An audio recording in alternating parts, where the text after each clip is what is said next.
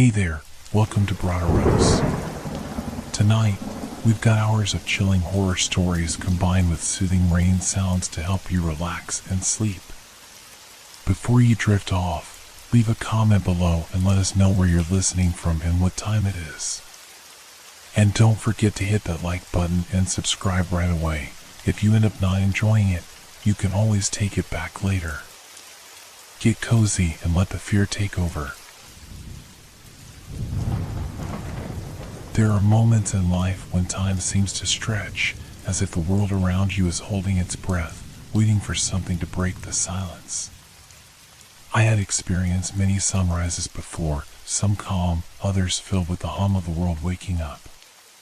But that morning, something felt different. Something felt off. I had left the house early, as I often did.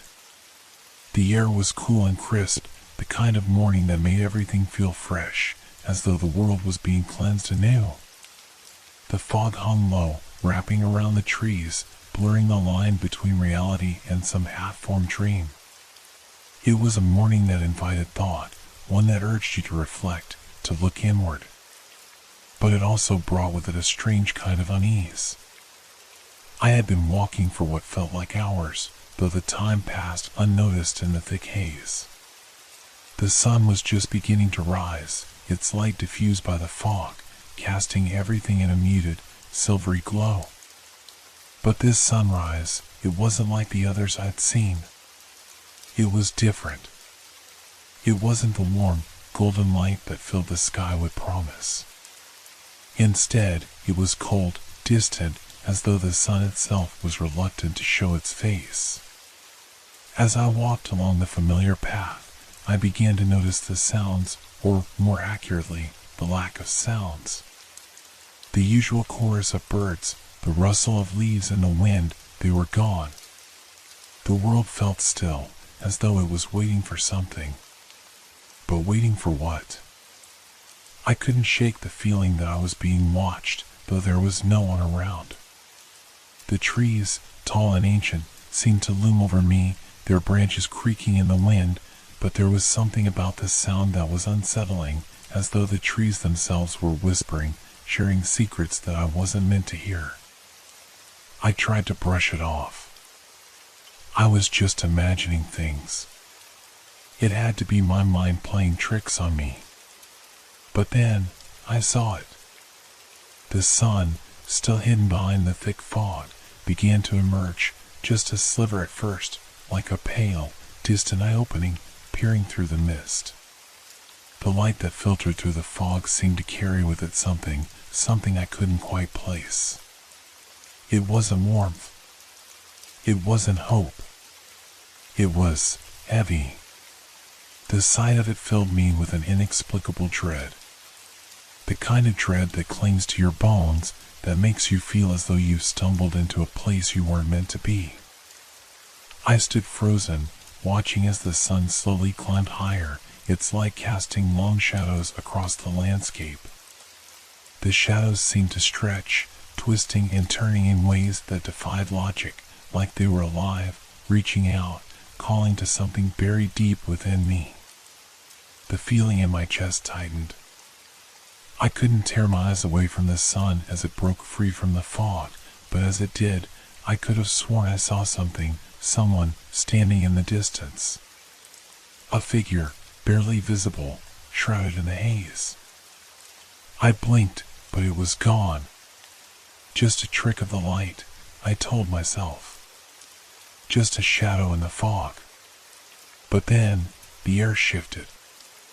A sound, soft, almost imperceptible, reached my ears. A whisper, maybe, or the faintest rustle of fabric. It was too quiet to pinpoint, but it was there. I wasn't alone. I turned slowly, my heart beginning to race. The path I had been walking down suddenly felt longer, more oppressive. The fog had thickened, wrapping itself around me like a cloak, closing me off from everything. I strained my eyes, searching for any movement, but the world around me remained still. The trees, the earth, the very air, It was all frozen in place, as though the world was holding its breath. But there was something else. Something just beyond the edge of my vision. Something moving. It wasn't the wind. It wasn't an animal. No, it was something else, something that shouldn't have been there. And then I heard it again. A voice. Soft. Faint. But undeniably real. You shouldn't have come. I froze. My blood ran cold. I knew, in that moment, that I wasn't alone. I wasn't just walking through the fog, waiting for the sun to rise. Something else was here with me. I turned quickly, my breath coming in shallow gasps, my heart pounding in my chest. But there was nothing. The path was empty. The trees loomed silently around me, their twisted branches reaching toward the sky, but there was no one there. Just my imagination, I thought. But even as I tried to reassure myself, the unease lingered, a weight pressing down on my chest. The feeling that I was being watched never left, and as the sun rose higher, its pale light began to turn harsh, like it was trying to force me to see something I wasn't ready to see. I glanced behind me. The figure was gone. But the voice, it still echoed in my mind. You shouldn't have come. Was I losing my mind? Or was there something in the air, something in the mist, that was driving me to the edge of sanity? I couldn't say. I didn't know anymore. The world around me felt distorted, like the lines between reality and something else were beginning to blur. And yet, I couldn't stop walking. I couldn't turn back. The path stretched before me, shrouded in fog, and with every step I took, I felt the weight of the world pressing in, the oppressive silence growing thicker. There was no way to escape it. No way to shake the feeling that something was waiting, watching. I wasn't sure what had changed or when it had happened. But I knew one thing for certain. I wasn't going to be the same after today. Not after this. I kept walking, though I wasn't sure why. Every step felt like I was moving deeper into the unknown, into a place where time had no meaning, and the familiar world I once knew seemed to unravel with each passing second. The fog closed in tighter around me, and the trees stretched out like skeletal fingers, their branches scraping against each other in a sound that was anything but natural. I couldn't shake the feeling that something was following me. Not in the way a person follows you, but more as if an invisible force, a presence, was moving just behind me, pressing closer with each step I took. The voice, you shouldn't have come, still echoed in my mind, bouncing around in the emptiness of the fog. I couldn't escape it. No matter how hard I tried to focus on the world around me, it was always there, like a shadow clinging to my every thought. I forced myself to look up, to see if I could spot something, anything, out of the ordinary. But there was nothing. The sun, now fully risen, cast its pale light through the fog, creating a dim, ethereal glow. It illuminated the landscape in a way that made everything look unreal, as though I had stepped into some half-remembered dream. The path I had been following now seemed less familiar. It twisted and turned in strange, unpredictable ways, like a labyrinth with no clear direction. I had walked this route countless times before, but now it felt different. It was like the world had shifted just slightly out of alignment, and I couldn't trust my senses.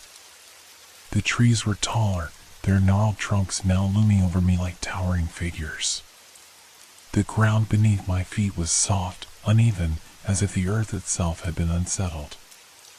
Every time I glanced over my shoulder, the feeling of being watched intensified. But each time I turned, there was nothing there. Just the fog. Just the endless expanse of mist swirling around me. I thought I heard a footstep. I froze, my breath catching in my throat. It was faint, barely audible over the sound of my own heartbeat. But it was there, unmistakable. A step. Not mine, but someone else's. Someone was here. Someone was following me. I spun around, my eyes darting through the fog, searching for any sign of movement, but there was nothing. The path was empty. The trees stood silent. The world felt frozen, caught in a moment where nothing made sense. But then I heard it again. A rustle of leaves, too deliberate to be the wind. The faintest creak of branches. The unmistakable sound of something or someone moving through the fog just beyond my reach. I wasn't imagining it this time. I wasn't alone. My heart began to race. Panic surged through me, and I found myself stumbling backward, my feet slipping on the damp earth. The fog seemed to close in tighter, pressing against me from all sides. I couldn't see where I was going, couldn't see anything but the mist swirling around me, thick and suffocating. I heard the voice again, this time much clearer. You shouldn't have come. It was right behind me. I could feel it, like a breath on the back of my neck. I turned quickly, but there was nothing there. Just the empty path, the trees, the fog. And yet, the voice lingered, a low whisper that sent chills down my spine. I wanted to run. I wanted to turn and flee, but something kept me rooted to the spot. Fear? Curiosity? I couldn't tell. The path ahead was dark, but the thought of turning back felt even darker. What if it wasn't just the fog? What if it wasn't just my mind playing tricks? The feeling of being watched was stronger now. I could feel it in my bones. The tension in the air had grown thicker, and every small sound seemed amplified. My breathing was ragged, my pulse pounding in my ears. I looked around once more, desperately trying to make sense of my surroundings. There was nothing except the unyielding fog and the silence that seemed to swallow everything. But then, something caught my eye. A shadow. It was quick, fleeting, but I saw it. A figure, barely visible, standing just beyond the trees, barely a silhouette in the fog. I froze. My mind screamed at me to run, but my body refused to move. The figure didn't move either. It stood there, unmoving, its presence almost tangible in the heavy air. And then I saw it, them. There were more of them. Figures, faint and indistinct, emerging from the fog, standing in the distance like silent watchers. They were just out of reach, just out of sight, but I could feel them gathering around me. The fog seemed to pulse with their presence, thickening, pressing down on me like a weight I couldn't shake. I couldn't breathe. I couldn't move.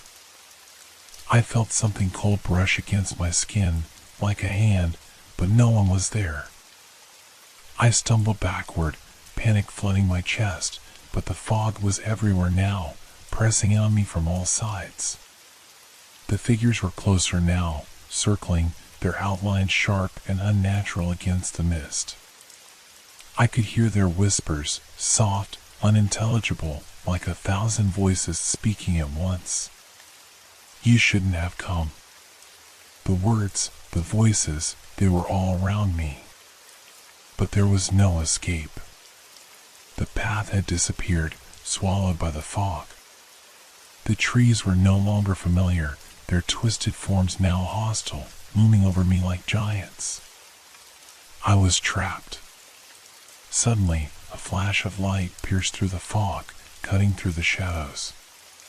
For a moment, everything stood still. The figures stopped moving. The whispers faded. And for the briefest second, I thought I saw something in the light, a face, pale and indistinct, staring at me with eyes that seemed to burn with an ancient, unbearable sorrow. Then the light vanished, and the world around me erupted into chaos. The fog had taken on a different quality now, dense, suffocating, like a living thing that sought to swallow everything whole. My breath came in short, shallow gasps, each one feeling colder than the last, as though the air itself was turning against me. The figures, those dark, silent watchers, remained just out of reach, but their presence was undeniable. I could feel their eyes on me, their gaze heavy, like an invisible weight pressing down on my chest. Every step I took felt like it was dragging me deeper into their world, a place where the rules of reality had long been abandoned. The path beneath my feet was no longer solid. It shifted, twisted, as if the very earth was alive and reluctant to let me go. The trees around me seemed to bend inwards, their gnarled branches clawing at the sky, their shadows stretching unnaturally long. The silence had become oppressive, almost painful, and all I could hear was the frantic beating of my own heart, thudding in my ears like a drum. I couldn't see them clearly, but I knew they were there. I could feel them, moving just beyond my peripheral vision. Every time I turned my head, the shadows shifted, the shapes seemed to slip out of focus, like they were never truly meant to be seen. But the feeling of being watched never left. It was as though the fog itself was alive, a sentient entity wrapping its cold, suffocating fingers around me, tightening with each passing second. My legs trembled beneath me, my body betraying me with every step. I tried to calm myself, tried to focus on the world around me, but everything was slipping away. The trees, once so familiar, had become monstrous, their trunks twisting and contorting into grotesque shapes. The ground was no longer solid beneath my feet, but spongy and uneven, as if I were walking on something alive, something that could swallow me whole at any moment. And then I heard it again, the faintest whisper, like the rustle of dry leaves in the wind. "You shouldn't have come." The voice, so cold, so distant, yet so close. It pierced the silence, sending a wave of icy dread through my veins. I whipped around, my heart racing, my breath coming in ragged gasps, but there was nothing. Nothing except the dense fog, the oppressive silence, and the figures watching from the shadows. They were closer now, much closer. I could feel their presence, like an invisible wall closing in around me. I stumbled forward, panic clawing at my insides, urging me to run. But there was nowhere to go. The path I had been following had disappeared, swallowed by the fog.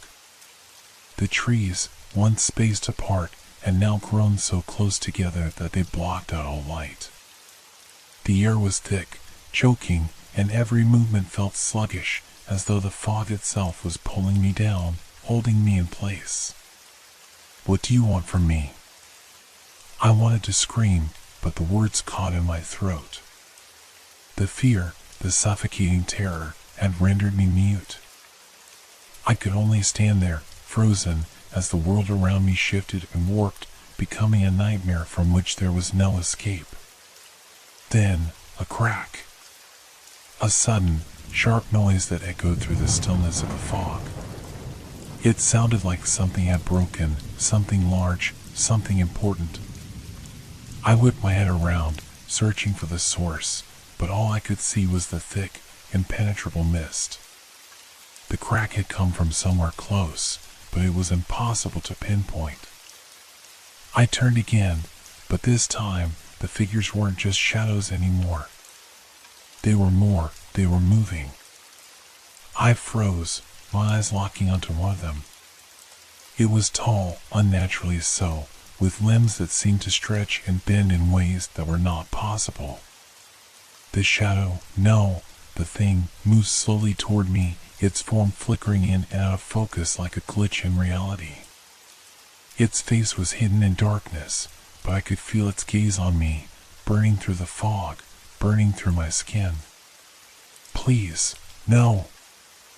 I tried to move, to step back, but my body refused to obey. My legs wouldn't move, my feet glued to the ground as if the earth itself was holding me in place. The figure came closer, its presence swallowing the air around it. Its movements were slow, deliberate, as if it were savoring my terror. The whispers grew louder, more insistent. You shouldn't have come. Over and over again, the voice echoed, distorting, blending with the sound of my own heartbeat. The trees swayed, their branches creaking and groaning, and I realized I was not alone. There were more of them now, shapes emerging from the fog, shifting and twisting in unnatural ways. They were closing in, their movements too erratic to follow, too fast for me to comprehend. The silence had broken. It was now filled with the sound of footsteps, hundreds, maybe thousands of footsteps, all moving in unison, all headed in my direction. I didn't have time to think. I didn't have time to question whether I was hallucinating or if this was real. All I knew was that I needed to run. Run as fast as I could before they caught me, before the fog swallowed me whole. With every ounce of strength I had left, I turned and bolted, my legs carrying me forward through the shifting maze of trees. I couldn't see where I was going, couldn't see anything through the thick fog, but I had to move. I had to escape. But the ground beneath me began to shift again, the earth softening as though it were turning to quicksand. My feet sank with every step, dragging me down, and I could feel someone, touching my back, their cold fingers brushing against my skin. I twisted around, but again, there was nothing. No one. Only the shadows, creeping closer, their whispers growing louder, their footsteps louder still. I was trapped. The last thing I heard before everything went silent again was the voice. You shouldn't have come. And then, there was nothing. The fog enveloped me like a thick blanket, the air growing colder with every passing second. My heart pounded so loudly I could hear it in my ears, drying out the whispers, the shifting shadows, the cold breath at my neck. It was all so real. And yet it wasn't. How could it be? How could this madness, this suffocating dread, be real? Was I losing my mind? I stumbled forward, my body stiff and unresponsive, weighed down by a growing sense of doom that I couldn't shake. The ground beneath my feet seemed to shift with each step, as if it, too, was uncertain about my presence. The trees, those monstrous, crooked silhouettes, leaned in closer, their twisted branches now resembling the gnarled hands of some ancient, malevolent thing reaching for me. The air was thick, saturated with an oppressive energy that seemed to twist and bend the world around me. Every sound, every rustle of leaves, every snap of a twig was amplified in the silence. The atmosphere had become so heavy, so suffocating, that even the smallest noise felt like it could tear apart the fragile boundary between reality and whatever the hell this was. I looked around, desperate for an escape, but all I saw were shadows, thick and inescapable. How had I ended up here? I couldn't remember the way back. The path, once so familiar, had dissolved into the fog, leaving me with no direction, no way to find my bearings.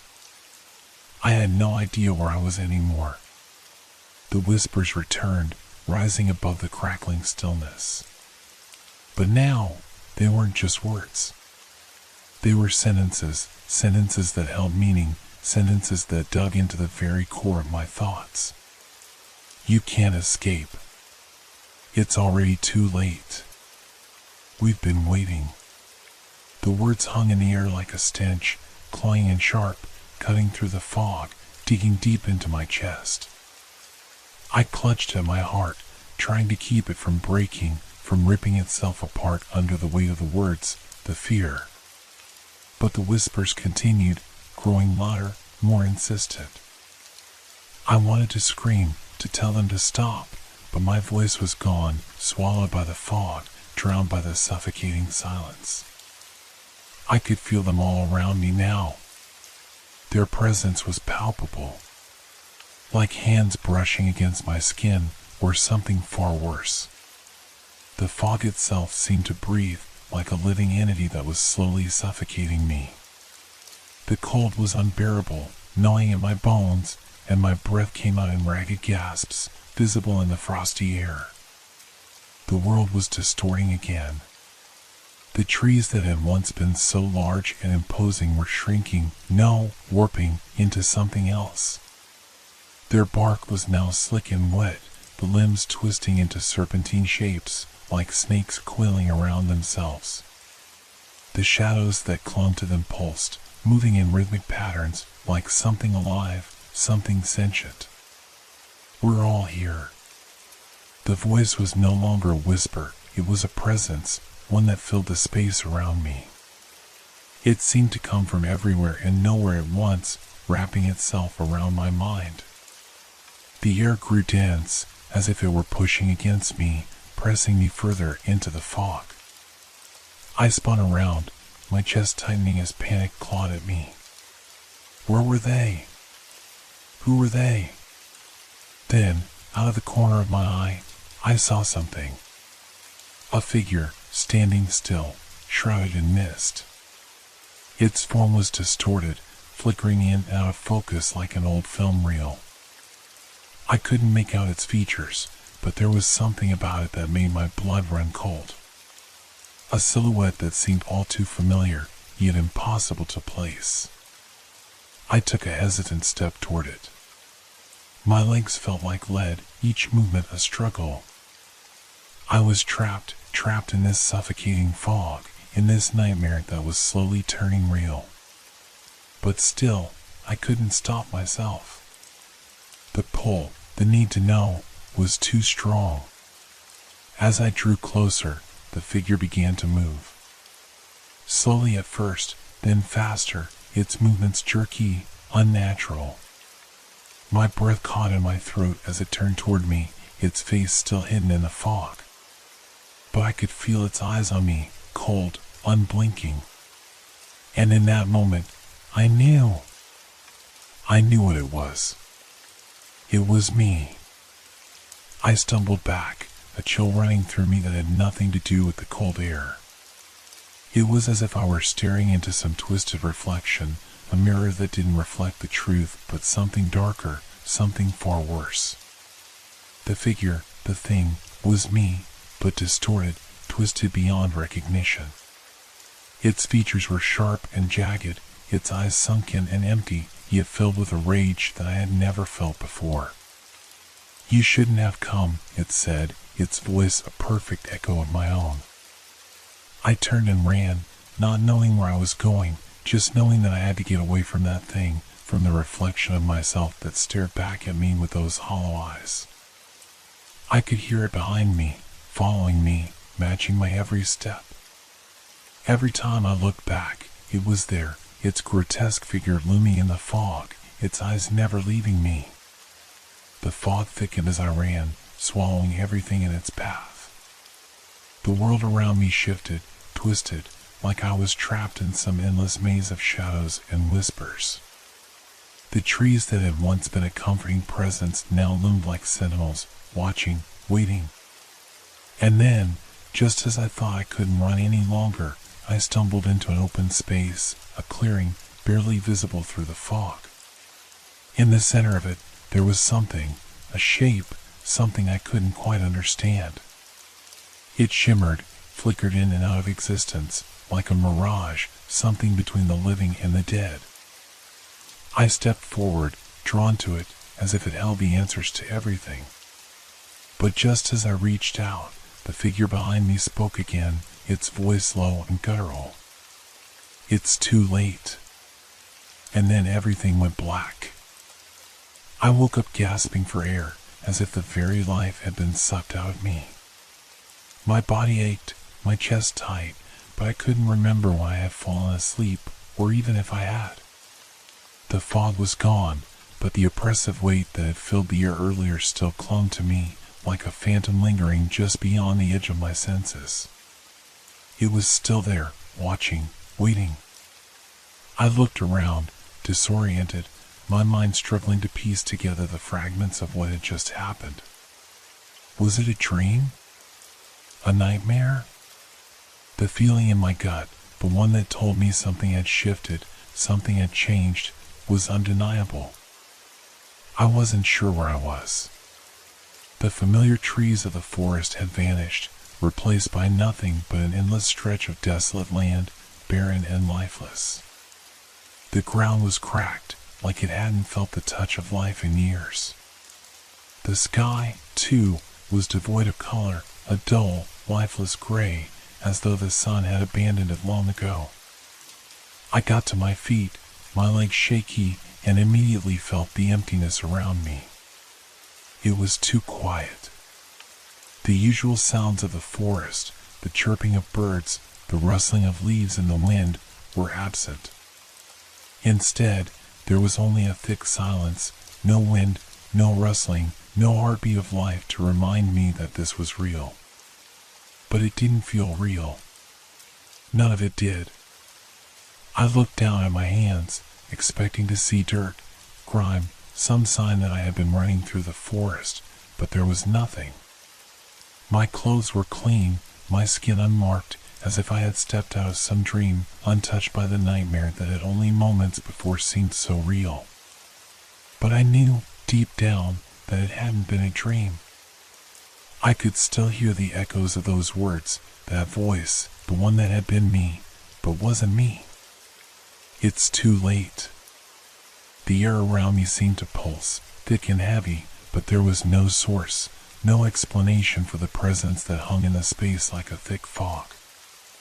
I could feel it again, something watching, something waiting. But now, it wasn't just behind me. It was everywhere. Every corner of the horizon felt like it was closing in, like the very world itself was folding around me, trapping me in a space where time no longer made sense. I moved forward cautiously, unsure of which direction to take. I could have sworn I had been here before. The path, or what was left of it, seemed so familiar, yet completely alien. As I walked, I felt something shift beneath my feet, something beneath the earth, moving, shifting. I stopped, my heart pounding again, but there was no sound, no warning. Then I heard it. A distant scream, like a voice carried by the wind. It was faint at first, but it grew louder, more urgent, like someone, or something, was calling out for help. My body froze, the hair on my arms standing up. The sound echoed across the barren land, reverberating in my chest, making my pulse quicken. I felt an instinctual pull toward it, the need to answer, to know what was happening. I followed the sound, my legs carrying me faster, faster, even though every step felt like it was taking me deeper into something I couldn't escape. The scream grew louder, twisting, distorting, until it was no longer a cry for help. It was a wail of agony, a shriek filled with the kind of despair that cut to the core of the soul. And then I saw it. At the edge of the barren land stood a figure, its back to me, standing motionless. The air around it shimmered with something unnatural. It was a silhouette, but unlike anything I had ever seen. It was too tall, too thin, its arms reaching down to the earth, fingers long and gnarled, almost skeletal. Its skin, or what appeared to be skin, was a sickly gray, stretched tight over its bones. The figure was hunched forward, as if bearing some unimaginable weight. Its head, though, was the most unsettling part. It was devoid of any clear shape, a twisted mess of shifting shadows and unnatural angles. At first, it seemed like it had no face at all, but as I stared, I realized that its face was there, but it was wrong. So wrong. Its features kept changing, shifting like liquid, never settling on anything human. Its eyes, if they could even be called eyes, were hollow black pits that seemed to devour everything they touched. I couldn't move. I was rooted to the spot, my heart thundering in my chest, too afraid to even breathe. My mind screamed at me to turn around, to run, but my body refused to obey. The figure's head turned toward me, and in that moment, I knew. It had been waiting. For me. You came, it whispered, its voice low and guttural, like the sound of gravel being scraped across metal. You always come. I wanted to shout, to scream, but no sound escaped my lips. My legs trembled, my vision narrowing as the figure took a slow, deliberate step toward me. Each movement it made seemed to distort the air around it, bending reality itself. And then, I saw it, the same thing I had seen before, but clearer now, more vivid. The twisted reflection of myself. The same distorted version of me, but its eyes were filled with the same emptiness, the same rage. It was standing right beside the figure now, its form flickering in and out of existence, like it was part of the nightmare itself. You can't escape, it said. There's no way out. The ground beneath me shifted again, and this time I couldn't keep my balance. I fell, tumbling into the dirt, feeling the earth give way beneath me as if the very ground wanted to swallow me whole. I tried to push myself up, but the weight of it all, of the figure, of the reflection, of the suffocating dread, was too much. I was sinking into the blackness. And then, I was gone.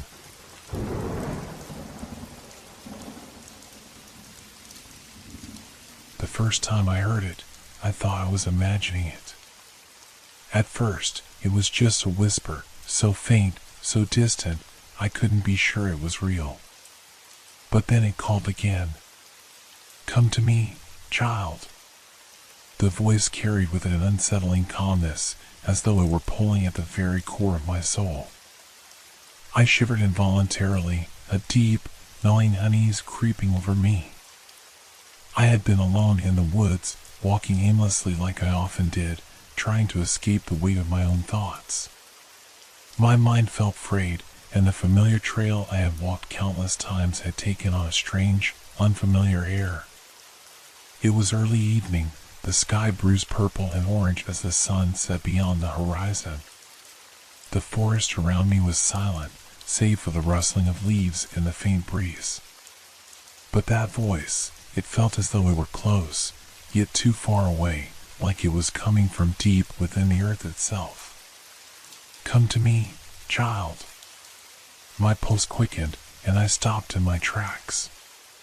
Who could it be? There was no one else around. I glanced over my shoulder, half expecting to see anyone, behind me. But the trees were still, the air thick and stagnant. The path stretched ahead, twisting into the shadows of the deepening night. I was about to turn back when the voice spoke again, louder this time, more insistent. Come, and you shall find the truth. I felt a sudden coldness, an icy grip around my heart. I didn't know why, but something about the words struck me deep inside, a painful recognition I couldn't place. Something familiar, yet foreign. The voice wasn't threatening, but there was something undeniably wrong about it. The way it cut through the air, as if it knew me, knew things about me that no one could. I took a hesitant step forward, drawn by an invisible force. Every instinct screamed at me to turn around, to run, to flee this sensation that was both comforting and terrifying. But the voice continued, steady and patient, as though it were waiting for me to make the decision. Come to me. I have been waiting for you. I stopped again, my breath catching in my throat. I couldn't explain it, but I felt compelled to go toward the voice.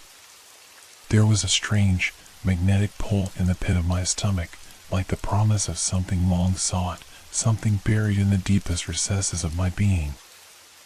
I turned, my eyes scanning the dimming path ahead, my feet carrying me without conscious thought. With each step, the trees around me seemed to grow taller, darker, more menacing. The familiar trail, once filled with comforting sights and sounds, now felt oppressive. The branches above twisted and contorted in unnatural ways, their silhouettes casting grotesque shadows on the ground. The path seemed to stretch out before me, growing longer with each step I took. I could feel the weight of the forest pressing in around me, the air growing thick and damp. The shadows lengthened, swallowing the edges of my vision, and the silence deepened, becoming unbearable. A part of me wanted to call out, to scream, but I was frozen, too caught in the thrall of that voice, that pull that refused to release me. And then, in the distance, I saw something. A figure, standing just at the edge of my sight. It was a man, or at least, it appeared to be. The silhouette was tall, draped in dark robes, his features obscured by the growing shadows. He stood motionless, as though waiting for me to approach. "Come to me, child. Your journey is almost over." A wave of unease surged through me. I had no idea what I was walking toward, but the feeling was undeniable. It was as if every step I took led me deeper into something I couldn't comprehend, a place where reason and reality no longer held sway. I continued forward, my legs moving of their own accord. My mind screamed at me to stop, to turn around, but my feet betrayed me. I was drawn toward that figure, and with each step, I could feel the weight of the past bearing down on me. Memories I had long buried rose to the surface, unbidden and sharp, cutting through my thoughts like a razor. "Do you remember, child?" The voice whispered, now so close that it felt as though it were inside my head. "You've always known the way. You've always known where to go." I felt my breath catch in my throat as something inside me snapped. The voice, it was so familiar, and yet I couldn't place it. It was calling me in a way that felt like a betrayal, a beckoning I couldn't escape. The figure in the distance seemed to grow larger with each step, its presence looming, suffocating. And then I saw it. The figure turned, its face now visible in the fading light. His features were blurred, indistinct, as if his face were made of shadow, a shifting mass of darkness. His eyes, though, his eyes were the worst part. They were deep, endless voids, nothingness that seemed to pull me in, to drown me in their abyss. "You've been lost for so long, haven't you?" The voice, his voice, was a whisper now, a rasping sound that seemed to crawl along the inside of my skull. "Come, child. Let me show you the truth." I froze, my heart racing, my pulse thundering in my ears. The air around me thickened, pressing in from all sides. The woods felt alive in a way I couldn't understand, the trees now twisted and gnarled, their branches clawing at the air. The very earth beneath my feet seemed to tremble, as though the ground itself was shifting. I could feel it, the weight of 1,000 eyes on me, watching from the shadows. The fear, the confusion, the guilt, they all blended together, a cacophony of emotions tearing at my mind. "Come to me, child.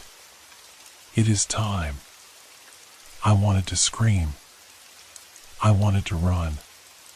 But I stood there, rooted to the spot, unable to move.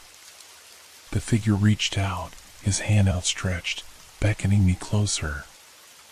And then, in that moment, I realized I had been here before. The figure's outstretched hand hovered before me, its fingers long and pale, as though time itself had forgotten to touch it. My heart hammered in my chest, every instinct screaming at me to turn and flee, but my legs refused to move. The air grew heavier, the world around me beginning to twist, as though the very fabric of reality was starting to tear at the seams. The trees, which moments ago had stood tall and silent, now leaned inward, their branches twisted into grotesque shapes. The wind, which had been still, now carried whispers that slithered through the leaves, words too fragmented to understand, but thick with a kind of malevolent intent. "Come to me, child," the voice purred, its tone sweet yet twisted, like honey laced with poison. It echoed in my ears, vibrating through my skull, pulling at something deep inside me, something I couldn't place. Something I didn't want to place. "You know this place. You know this path." My breath hitched. How could that be? I had never been here before. I had never seen this man, this thing, or whatever it was, standing before me, its face still a blur, like a shadow that refused to form. But even as the thought passed through my mind, a cold, gut-wrenching recognition gnawed at me. I had seen this place. Or at least, I had felt it. The sensation was like a half-forgotten dream, just beyond the reach of memory. I had walked this path once, long ago, when I had been someone else, when I had been someone who hadn't known fear. The shadows around me deepened, curling like tendrils, and I felt a chill creeping up my spine, inch by inch, as if the darkness itself was seeking to claim me.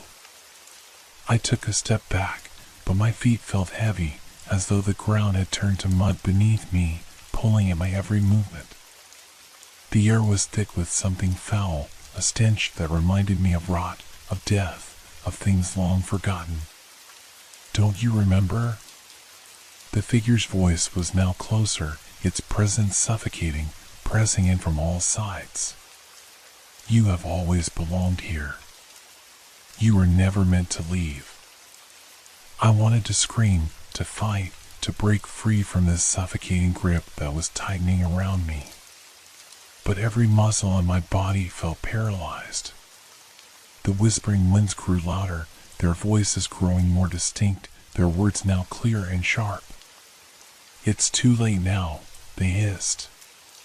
"The path has already been chosen. You can't escape." Suddenly, the figure took a step forward, its footfall echoing like a hammer striking an anvil. The earth trembled beneath me, the ground shifting as if the very foundation of the world was cracking open. I wanted to run, to flee, but my body was trapped, rooted to the spot as if the soil itself had grown thorns to hold me in place. The figure's shadow stretched unnaturally long, its shape blurring and reforming in the darkness. Then it spoke again, its voice colder than before. "You've always been running, haven't you? Running from your past. From the truth. From me." The words struck like a whip, lashing at my mind.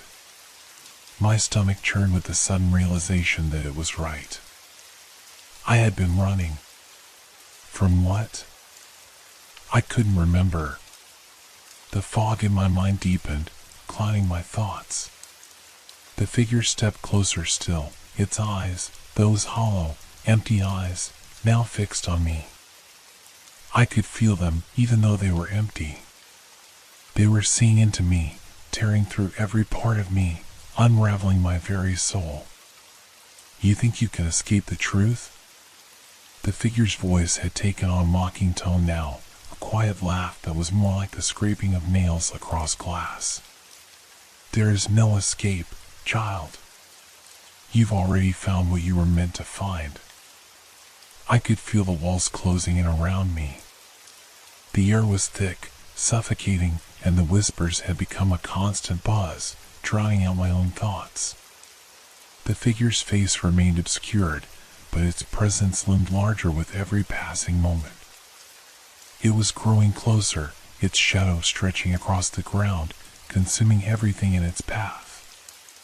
The ground beneath me began to tremble, the earth cracking open, as though the land itself was rejecting my presence.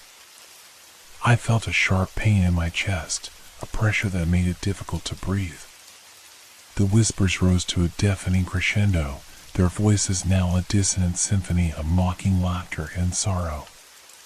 And then, suddenly, the figure stopped. It was as though time itself had frozen. For a moment, the air stood still, thick with an unnatural tension. I could feel my heart pounding in my chest, my breath shallow and ragged. The world around me seemed to have ceased to exist, leaving nothing but the void. The figure raised its hand, slowly, deliberately. And in that moment, I saw something. Something I hadn't seen before. A scar. A jagged, raw scar that ran across the back of its hand, an open wound that pulsed with a dark, pulsating light. It was then that I realized with a shock that the figure was not standing alone. There was something behind it, something just out of my sight, just beyond the edge of my vision. A silhouette, barely there, but unmistakable. It was a shape I knew too well. The truth began to sink in.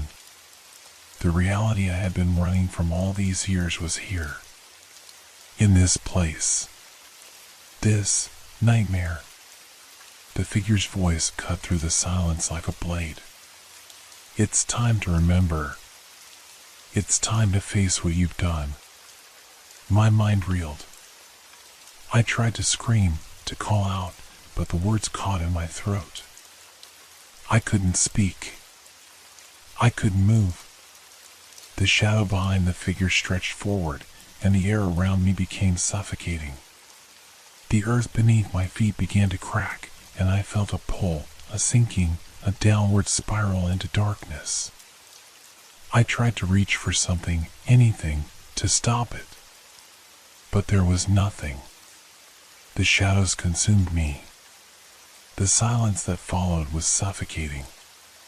The kind of silence that feels thick, as though the air itself is weighed down by an unseen force.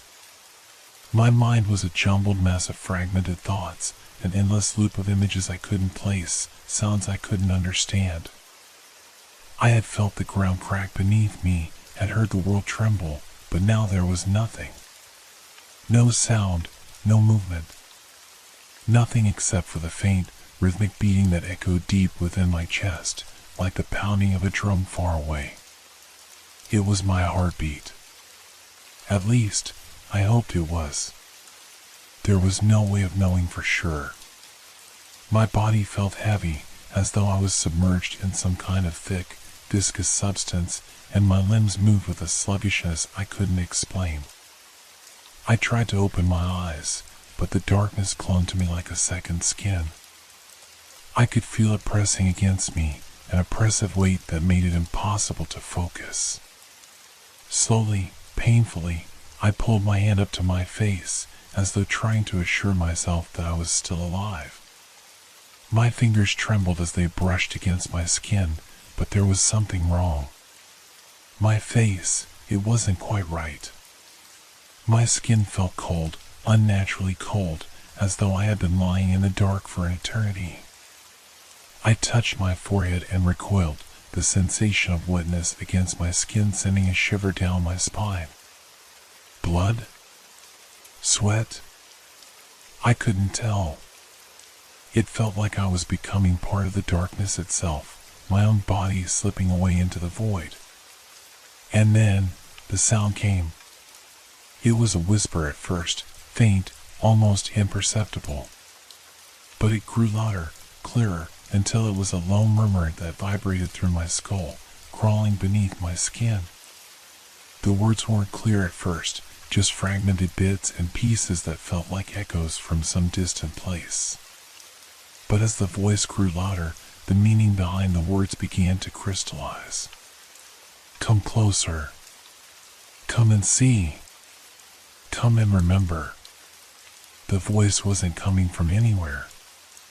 It was coming from inside me, like a part of my own mind that had been buried deep, hidden beneath layers of fear and doubt.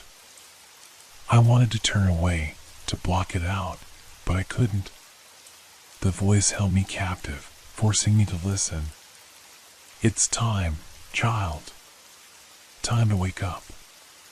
Time to see. The darkness around me began to shift, to ripple like water disturbed by a stone.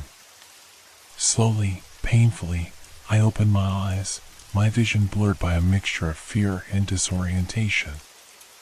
The air was thick with a strange energy, as though the world itself had become unmoored from reality. The place I was in, if it could even be called a place, was neither here nor there. There were no clear boundaries, no shapes to hold on to. It felt as though I was floating, suspended between two worlds, caught in some kind of limbo. And then, the shadows began to form. They came slowly at first, just ripples at the edge of my vision, but soon they grew into distinct shapes. Figures. Movements. There were dozens of them, circling around me, their forms shifting and warping like smoke. They were not human, not even close. Their shapes were unnatural, twisted, a grotesque parody of life. But I could still sense them. Feel them. They were watching me. I tried to move, but my body refused to obey. It was as if I was bound by invisible chains, my limbs heavy and unresponsive. My throat was dry, constricted, but no sound came out when I tried to scream. The air seemed to press in around me, squeezing out any sense of freedom, any hope of escape. Remember, the voice urged, growing louder, more insistent. Remember what you've forgotten.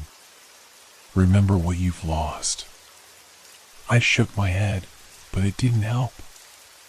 I couldn't escape the whispers. The shadows closed in on me, their movements fluid and unsettling, as though they were all around me, beneath me, inside me. One of them, the largest, stepped forward. Its form was indistinct, but I could feel its presence like a dark cloud pressing against my chest. The air around me grew colder, the temperature dropping with every passing second. The figure extended a hand, and I could feel its coldness radiating outward, a chill that seemed to freeze the very blood in my veins. "Come closer," it whispered. "You have been here before. You know this place. You know me." I felt a sudden pull, a strange magnetism that drew me toward it. My body moved of its own accord, each step heavier than the last, my limbs numb and unfeeling. As I neared the shadow, I could see something flickering at the edge of my mind, like a memory I couldn't quite reach. A face. But it wasn't just any face. It was mine. I froze, the realization hitting me like a punch to the gut. It wasn't my reflection, but something worse. Something older. Something that had been buried deep within me, hidden for so long that I had forgotten it even existed. "You've always known," the voice murmured, softer now, almost gentle. "You've always known who you are. Who we are." I tried to look away, but the shadow's grip tightened, forcing my gaze forward. The face was there, clear now, staring back at me with hollow eyes. It was a reflection of myself, but twisted. Its eyes were darker, deeper, and its smile. It wasn't a smile at all. It was a leer, a mockery of the human form. "This is where it all began," the voice said, its tone filled with a cold, terrible certainty. "This is where the end starts. The end of your story. The end of everything." The darkness surged around me, and for the first time, I felt it. The weight of inevitability, of fate closing in. There was no escape. There was only the dark, and the thing that waited just beyond it. "Come closer," the shadow whispered again, the voice wrapping around my soul, pulling me forward. "Come and remember. Come and face it." I tried to scream, but my voice was swallowed by the suffocating silence. My chest felt tight, constricted, as if my very breath was being choked out by the darkness itself. The shadow's grip was unrelenting, a force that seemed to reach into my very soul. I could feel the weight of it pressing down on me, heavy and cold, like the crushing depths of an ocean. The figure, that twisted version of myself, stood before me, its eyes empty and endless, staring into the abyss that had once been my reflection. Its lips curled upward, but it wasn't a smile. It was something darker, something that twisted my insides into knots.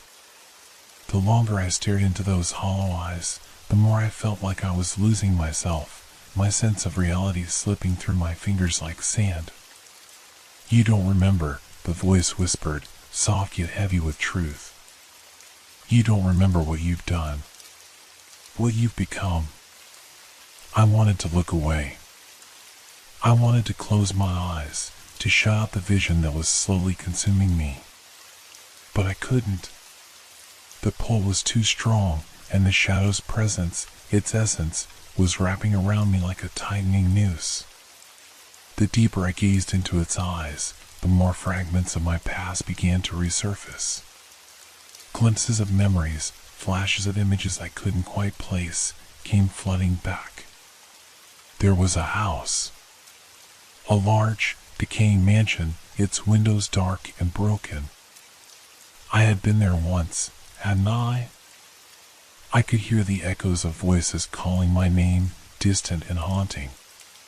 But when I turned to look, there was no one there. I could feel a presence, though, something watching from the shadows. I had always been alone in that place, hadn't I? And yet, there was something else. Something that wasn't quite right. I tried to reach for the memory, to grasp onto it, but it slipped away from me like water running through my fingers. The darkness in front of me shifted, distorting, warping like a living thing. It wasn't just a shadow anymore. It was something more, something ancient and twisted, a presence that had been waiting for me, watching me for far longer than I cared to admit. "It's all coming back," the voice said, its tone almost too familiar. "The things you've forgotten. The things you've tried to bury." I felt a chill run down my spine as the shadow began to take form, shifting and contorting, its outline becoming more solid with every passing second. And then, there it was, a figure, no longer a shadow, but something far worse. It was humanoid, but distorted, its body unnaturally long and thin, like a spider with too many limbs. Its skin was pale, almost translucent, and its face was a grotesque mockery of human features. It stepped closer, its movements slow and deliberate, like a predator closing in on its prey. Each step it took sent a shiver of dread through my body, the air around me growing colder with every movement. I could feel the presence of something terrible, something ancient, in the very air I breathed. It was watching me, waiting for me to make a mistake. I wanted to run. I wanted to flee, to escape this nightmare before it consumed me. But my body wouldn't obey. It was as if my limbs had turned to stone, rooted to the ground beneath me by an invisible force. Panic began to rise in my chest, a rising tide of terror that threatened to drown me. "You can't run from this," the voice whispered, its tone cold and final. "You're already here. You've always been here." The figure loomed before me, its twisted, elongated limbs stretching out like claws, reaching for me with an unnatural slowness. Its mouth opened, revealing rows of jagged teeth, sharp and yellowed with age. And in that moment, I saw it, truly saw it. The face, twisted and malformed, staring back at me. It was mine. "We are one," it whispered, the words seeping into my mind like poison. "You can't escape me. You can't escape yourself." A surge of panic rose within me, and I finally managed to force my body into motion. My legs moved, shaky and uncertain, but they moved. I stumbled backward, my breath coming in ragged gasps as I tried to distance myself from the creature. But it was no use. The air felt thick, like it was pushing against me, forcing me into the figure's grasp.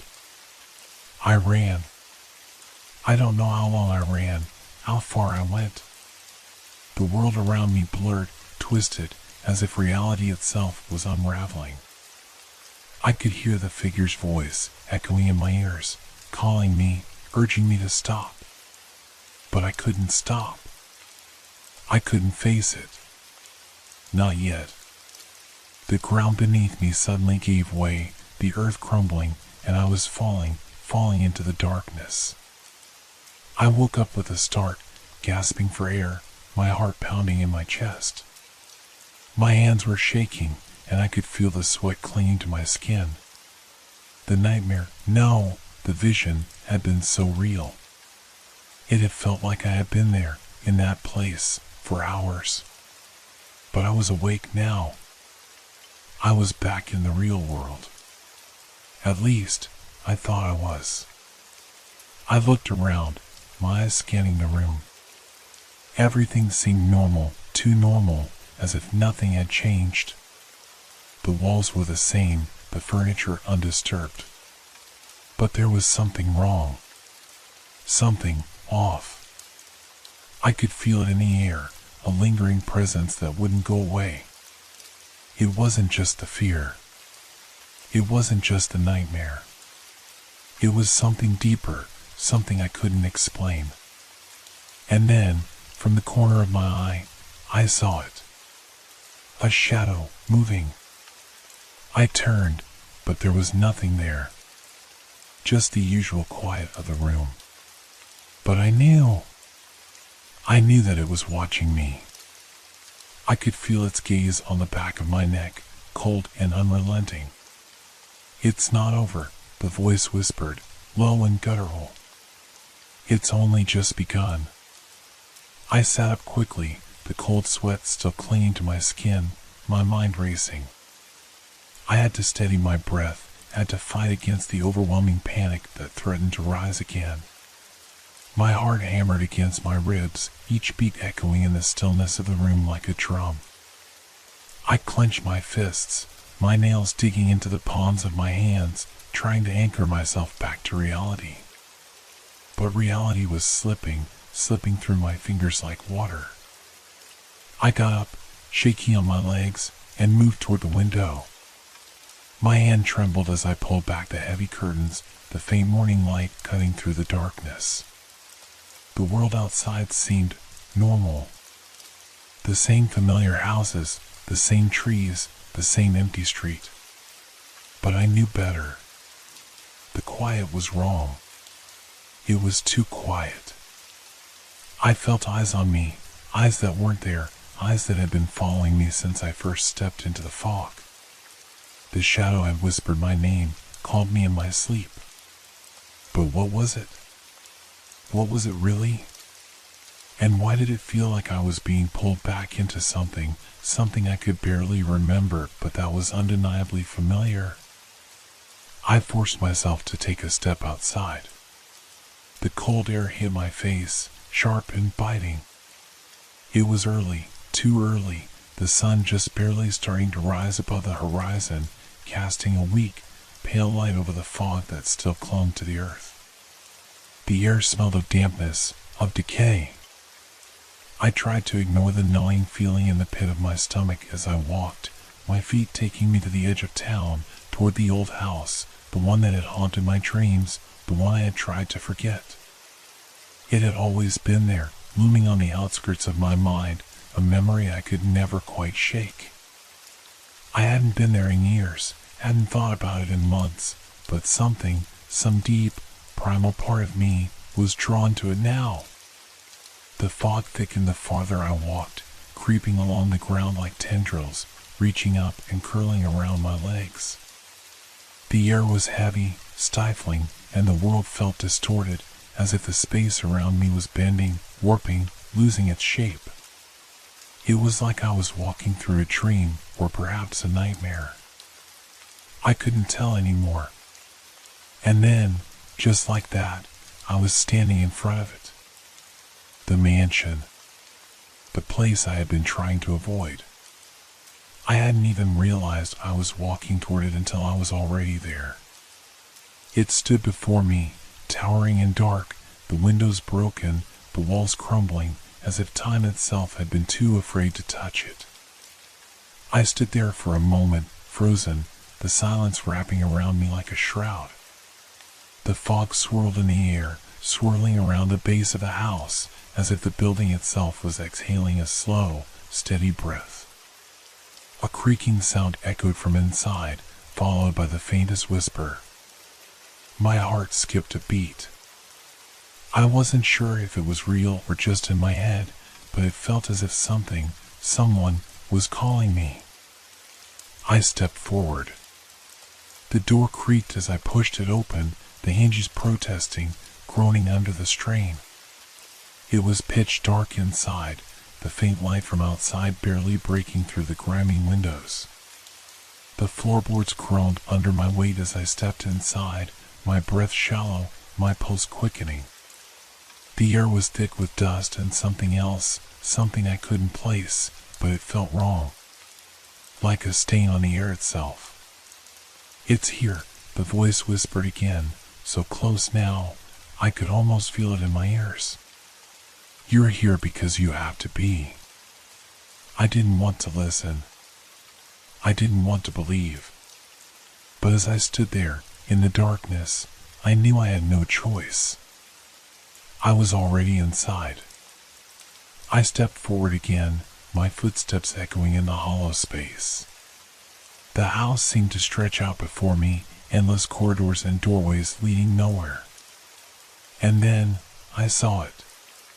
The shadow. It was standing at the end of the hallway, barely visible, but I could see its shape, a tall, looming figure, the outlines of its form almost indistinct, as if it were both there and not there at the same time. I felt my breath catch in my throat, my body frozen. My mind screamed for me to turn and run, but my legs refused to move. The shadow stood still, unmoving, just watching me, waiting. Its eyes, if they could be called eyes, glowed faintly in the dark, pinpricks of light in the depths of nothingness. Come closer, the voice urged, more insistent now. You have to see it. You have to know. It was then that I saw something else. A figure, standing just behind the shadow, shrouded in even deeper darkness. But this one wasn't like the rest. This figure was familiar. Its face was obscured, but there was something in its posture, something in the way it stood, that made my heart race with recognition. It was him. No, I thought, this is impossible. The figure stepped forward, and the shadows seemed to dissolve, vanishing like smoke in the wind.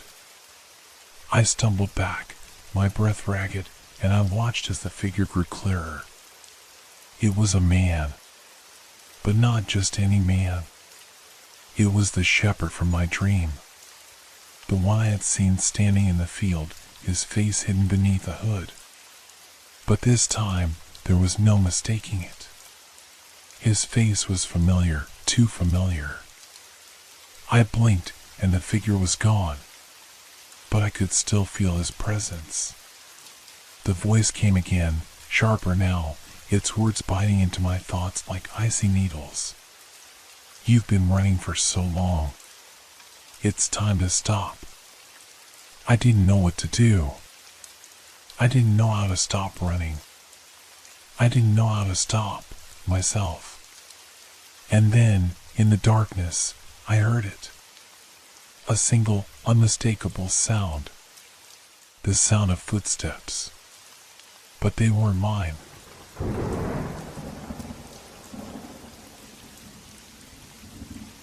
Have you ever heard a sound that wasn't real, but it felt like it was everything? Something so close, so familiar, that it made your thoughts go silent just to listen? It started quietly, like a forgotten breath of wind, slipping in through the cracks of my thoughts. At first, I thought it was nothing, just the world humming its usual hum, the creaks of the house, the faint rustle of leaves outside. I had long since learned to ignore such things, but there was something about this sound that gnawed at the edges of my awareness. It was like an echo, but deeper, more intentional. I froze for a moment. My thoughts? It was as though the sound was following the contours of my mind, turning my private musings into something tangible. I could hear it, not just in the room, but in my head, like a voice carrying the weight of my own fears.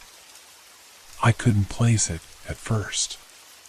But then it came again, sharp, precise, a distinct repetition of my own thoughts, but twisted, disjointed.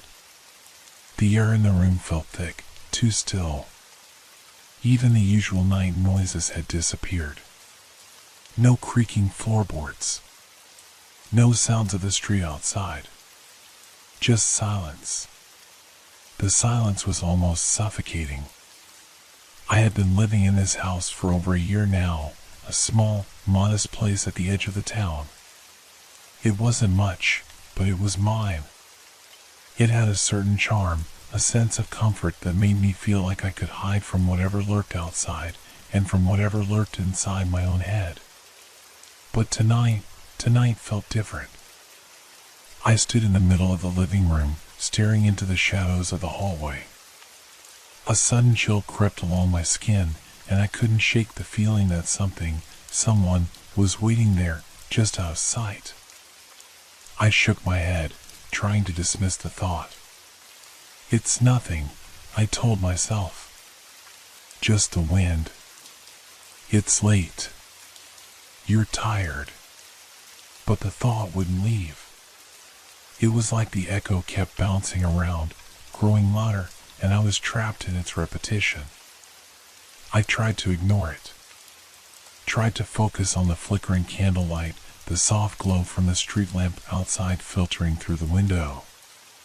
But it kept coming, the sound, no, the voice. It didn't speak words. It spoke in feelings. The feeling of something wrong, something close, something familiar yet foreign. It was inescapable.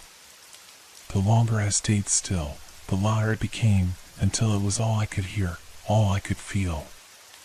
Don't listen, I told myself, taking a step back. But my feet wouldn't move. It was as if the floor beneath me had become part of the silence, anchoring me in place. Every instinct screamed at me to run, to do anything but stay. But I couldn't. I was trapped in the room. Trapped in the sound. I glanced toward the darkened hallway again. There was a shift, something subtle, but I saw it. A shadow. It wasn't the kind of shadow that belonged to any object, not like the one cast by the lamp. This one, it moved. It shifted with an unnatural fluidity, bending in ways that didn't belong to the laws of light and shadow. My breath hitched in my chest. My throat tightened. Is it real? The thought echoed in my mind, louder than the voice. It can't be real. But then the voice answered, calm and deliberate, as if it had always been there, lurking in the background of my mind, waiting for the right moment. It's here, it whispered, right in front of you. I felt the hairs on my neck stand up, and a cold rush of panic gripped my heart. My legs finally obeyed, but not to run. No, I wasn't running. I was moving closer. It was like my body was betraying me, drawing me toward the shadow. A magnet pulling me in, no matter how much I wanted to resist. The voice didn't stop. It kept saying the same thing over and over, in different tones, in different words that blurred together. It's here. It's real. You can't escape it. You're not alone. I reached the edge of the hallway. The shadow hadn't moved, but it felt closer now. I could almost sense it breathing, not in a physical way, but in a way that rattled my bones. My pulse quickened, the rhythm of my heart matching the strange cadence of the voice. The air was suffocating. It smelled of dust, of age, and something else, something sour, like a forgotten memory. The longer I stood there, the more the space around me warped. The hallway, once familiar and comforting, now felt alien, hostile. The walls seemed to close in, and the floor underfoot seemed to shift, as if the house itself were alive, breathing, watching me. I knew it wasn't real. I had to know. This was my house, my safe place. But the echo of the voice, the pull of the shadow, it made everything feel wrong. Something cracked. It was a sound that cut through the air, sharp and sudden, like breaking glass. But there was no glass. Just the sound, the voice, and the feeling that I wasn't alone. That I hadn't been alone for a long time. "It's here," it said again, louder now, like a warning. I had to move. I had to get out of this room, away from the shadows, away from the voice. But my legs felt heavy, as though the weight of the house was pressing down on me, trapping me in this space. Then, for a split second, everything stopped. The shadows stopped moving. The voice stopped echoing. The air felt still, unnaturally so, as if the world itself were holding its breath. And then, in the dead silence that followed, I heard something new. A soft, faint whisper. A whisper that wasn't from my mind. I turned, slowly, too slowly, and saw it. The shadow. It wasn't just a shadow anymore. It had a shape. And the shape was moving toward me. The shadow wasn't just a figment of my imagination. It was real. I could see it, distinct, growing, pulling itself together like a piece of darkness that had decided to take form. It moved slowly, in a way that made my skin crawl. The edges of it were blurred, not like a shadow cast by a lamp, but something that bled into the air, distorting the very space around it. I couldn't breathe. My heart thudded so loudly in my chest that I thought the sound might give me away, might make the shadow aware of my every movement. But it didn't need to notice me. I was already trapped. It was closer now, just beyond the reach of the dim candlelight. The smell had changed again. It wasn't the old dust or the sourness I'd sensed before. No, this time it was something worse, like the rot of something long forgotten, something buried too deep for me to understand. I wanted to scream. I wanted to turn and run, but my legs refused to move. I was rooted to the spot, my body stiff and rigid, as though the floor itself had become part of the shadow, pulling me in. The room had stopped making sense. The walls felt like they were shifting, bending, like they were trying to trap me within this nightmare. Then the voice came again. Louder now, more insistent. It was no longer just an echo of my thoughts, it was its own entity, something that existed outside of me. It wasn't just speaking in words, it was speaking through feelings. Fear. Despair. The cold, sinking sensation that something was horribly wrong and there was nothing I could do to stop it. "You can't hide from me," the voice whispered. "I know you. I am you. I always have been." My mind raced, trying to grasp at the edges of what was happening. This couldn't be real. It couldn't be. But it was. And it was happening in ways that defied explanation. I knew this house. I had lived here for over a year, but now it felt as though it were some twisted, alien place. Each corner, each doorframe, each creaking floorboard seemed to be closing in on me. The hallway, the space where I had always felt secure, had turned into a vast, oppressive thing. I took a shaky breath, trying to steady myself. My vision blurred slightly as I blinked, my hands trembling. My fingertips felt icy cold against the sides of the wall. I should have turned around. I should have left the hallway, but I couldn't. I couldn't pull myself away. I turned to face the shadow again, my gaze locked on the distorted, shifting darkness. It seemed to pause for a moment, as if considering me. My stomach churned, and I felt a deep, gnawing sense of dread that this thing, this presence, knew me in ways I didn't understand. The shadow stretched, contouring itself. It reached out, just inches from my face, and I could almost feel its coldness, its emptiness. It wasn't touching me, but it was so close. Too close. Suddenly, the air in the room shifted. It was like something had been ripped away from reality itself, like a thin veil that had held everything together was now gone. I could hear my breath, shallow and quick, but it sounded distant, as if it were coming from someone else, somewhere far away. The world felt like it was fraying at the edges, like I was no longer grounded in this place. "I'm here," the voice said, soft now, but with an edge that cut through my mind.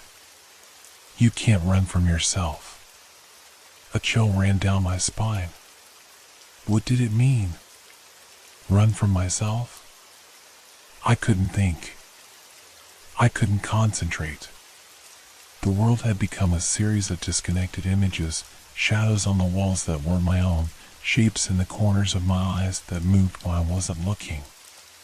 The floor beneath me felt uneven, as if the house itself was slowly warping, bending, becoming something alive.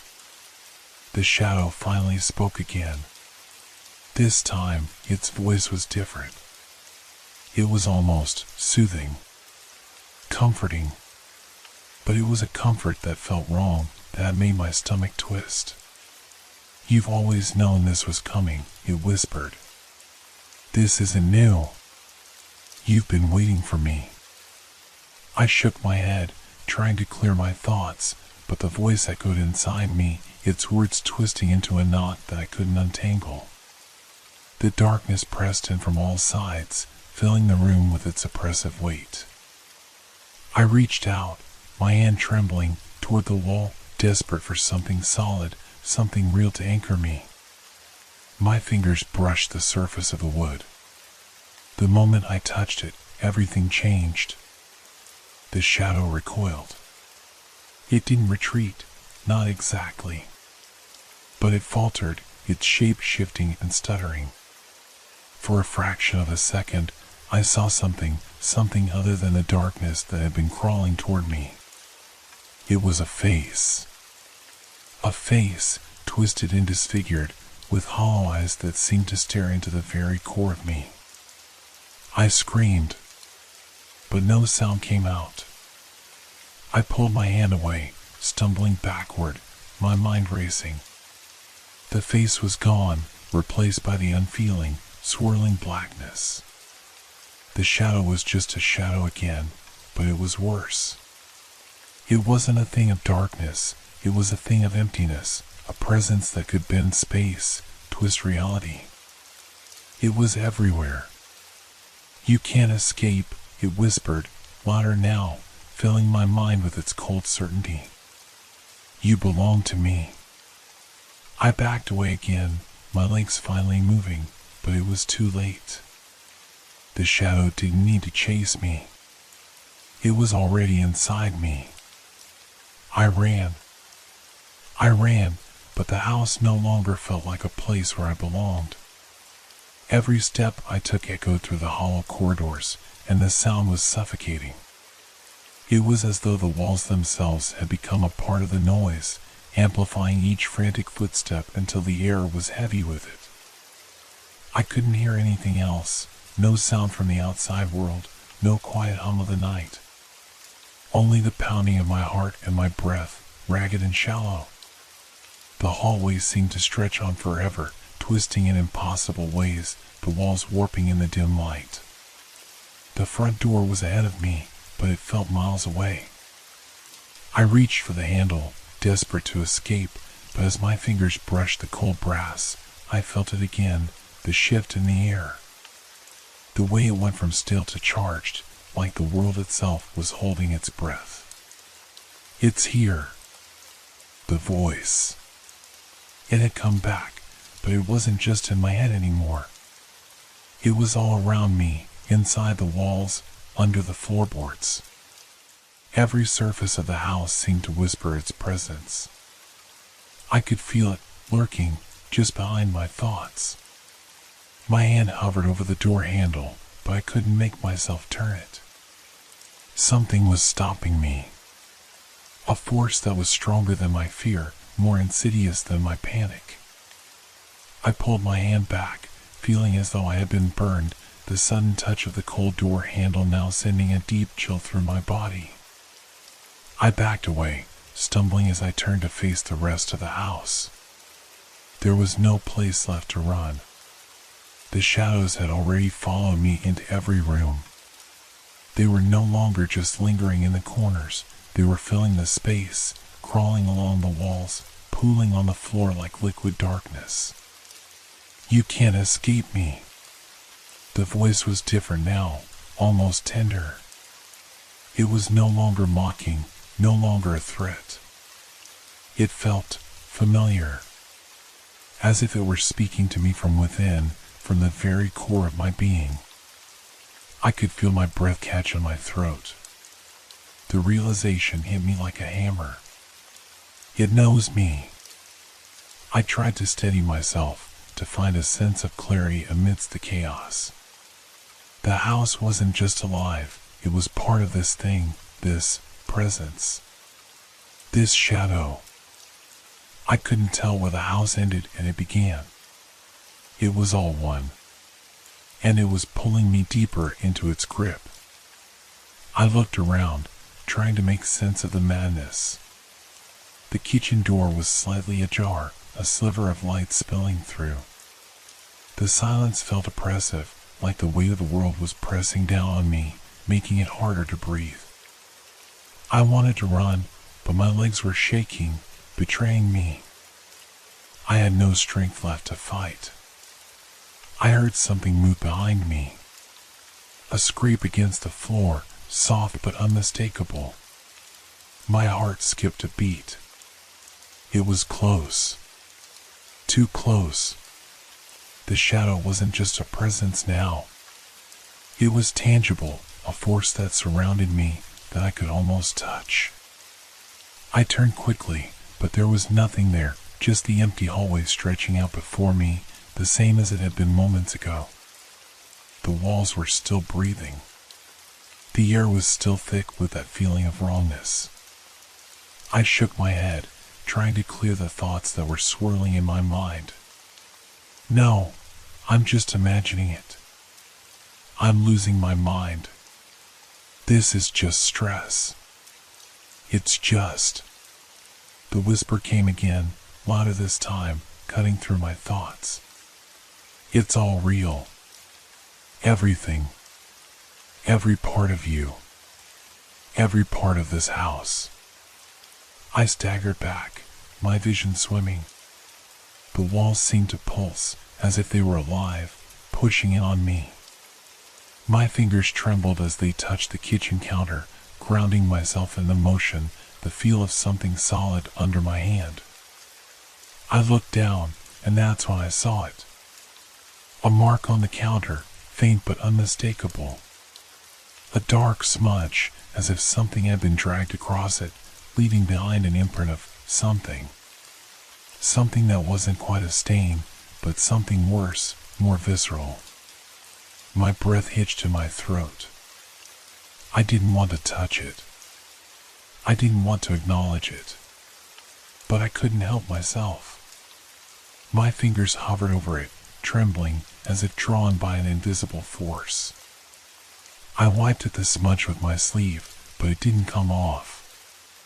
It only spread, like ink soaking into the wood, bleeding outward in jagged lines. The voice, no, the presence, spoke again, now with a sense of finality. You're not alone.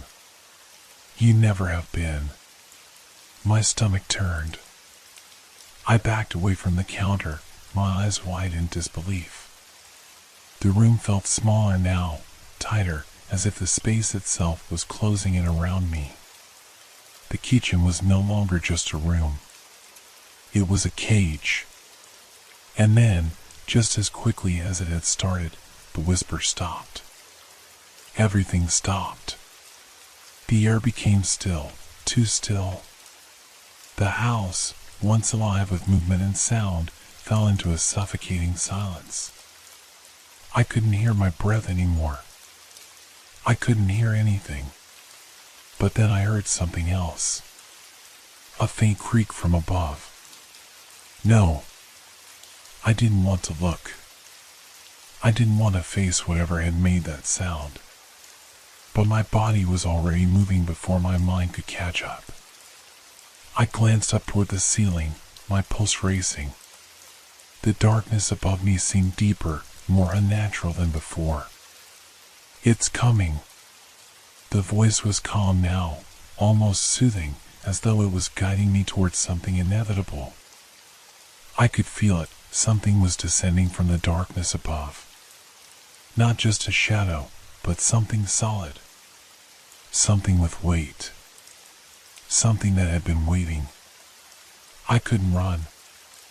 I couldn't move. It was too late. I couldn't move. I stood frozen in the middle of the kitchen, my heart hammering so hard in my chest that I was sure the walls could hear it. The creaking above me grew louder, more deliberate, as though something, or someone, was moving across the ceiling. My body wanted to scream, to run, but all I could do was stare at the darkening shadows above. It's here. The voice wasn't just in my head now. It was in the very walls, seeping into every crack, every corner. It filled the air, pressing down on me, suffocating me. I've always been here. I wanted to look away. I wanted to hide, to escape, but my gaze was locked, drawn toward the ceiling where the sound came from. It was like a slow, deliberate dragging, the weight of it pressing down on the house. I felt it in my bones, the unnatural heaviness of whatever it was moving above me. I tried to swallow, but my throat was tight, constricted with fear. The silence that had followed the whisper now felt like the calm before a storm. Every inch of the room was heavy, thick with an unnatural stillness that made it hard to breathe. And then, a soft tap. Just one, and then another. As if someone was stepping lightly, carefully, on the ceiling above me. I glanced around the room, looking for something, anything, that could explain what was happening. The kitchen was still familiar. The sink was full of dishes, the counter cluttered with empty bottles, half-open cabinets, but none of it made sense anymore. The light flickered, and for a split second, the room seemed to stretch, grow taller, narrower, until I thought I might suffocate. I reached for the edge of the counter, my fingers brushing the cold surface. My mind screamed at me to run, to escape, but there was nowhere to go. The house wasn't just a place, it was a part of this thing, this presence that had wrapped itself around me, inside me. The tapping on the ceiling grew louder. Closer. Like whatever was up there was coming for me. I closed my eyes, shaking my head, trying to block it out. No. This can't be happening. I opened them again, and the world seemed even more wrong than before.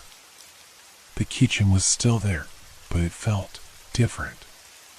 The walls seemed to close in tighter, the edges of the countertop sharper, as if the whole room was drawing inward, compressing around me. The air thickened, became harder to move through. I couldn't breathe. And then, just as quickly as the sound had started, it stopped. For a moment, there was nothing. Silence. But the silence wasn't comforting. It was worse than the noise. The stillness felt heavy, as though something was waiting just beyond the reach of my senses, something that hadn't yet revealed itself. I took a step back, my hand shaking as I reached for the doorknob. But it wasn't the doorknob. It was the ceiling. It felt like the walls were closing in on me, forcing me to the floor. My hands pressed against the ground, and I felt it, something under the surface, something soft and slick. A wetness. I pulled my hands away quickly, but the feeling lingered. My head spun. I didn't know if it was the dizziness from fear or if the house itself was warping. The room seemed to blur at the edges, the walls bending in unnatural ways. My vision swam. I had to get out. The door. I had to reach the door. I lunged forward, but the moment my fingers touched the handle, I froze. The shadow was there again. But this time, it wasn't just a shape. It was a presence. A weight in the room, heavier than the air, pressing in on me from every angle. I turned quickly, but the kitchen was empty, nothing but the sinking feeling that something was standing right behind me, breathing down my neck. I see you. The voice, no, the presence, was closer now, so close that it seemed to crawl under my skin. I could feel its coldness, its hunger, creeping inside me. It was no longer just in my head. It was real. It was in the walls. It was in my body. You can't hide. I wanted to scream, but nothing came out. My breath caught in my throat as I spun, looking for any escape. But the room was closing in on me. The walls, the floors, the ceiling, they were all part of it now. Every surface was alive, moving, shifting like the shadow itself. I tried to run again, my legs giving way beneath me as I stumbled toward the door. But just as I reached it, something sharp tugged at my arm. I turned. There was nothing there. But I felt it. The tug, the pull, something had grabbed me.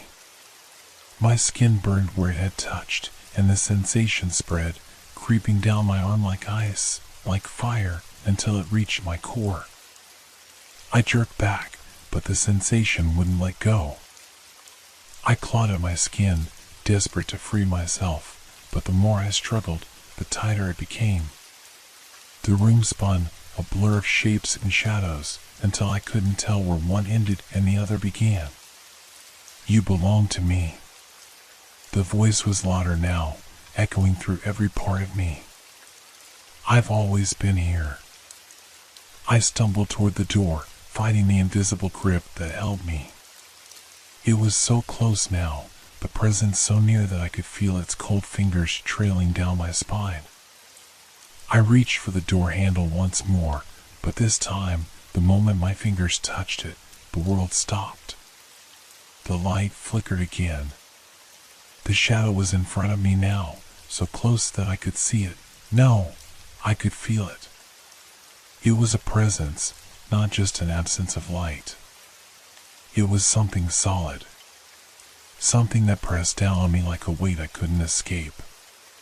And then, in the blink of an eye, the door was gone. I was no longer in the kitchen. I was somewhere else, somewhere dark, somewhere hollow.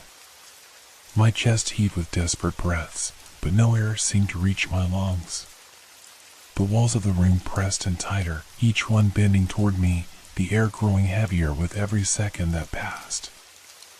I tried to move, but my body was frozen, trapped in this space where reality didn't seem to exist. It's in the walls. The voice rang through my mind again, cold, indifferent. It's in your head. I tried to scream, but the sound was swallowed by the oppressive silence. My own heartbeat thundered in my ears, drying out everything else. I couldn't see anything, just a suffocating blackness that stretched endlessly around me.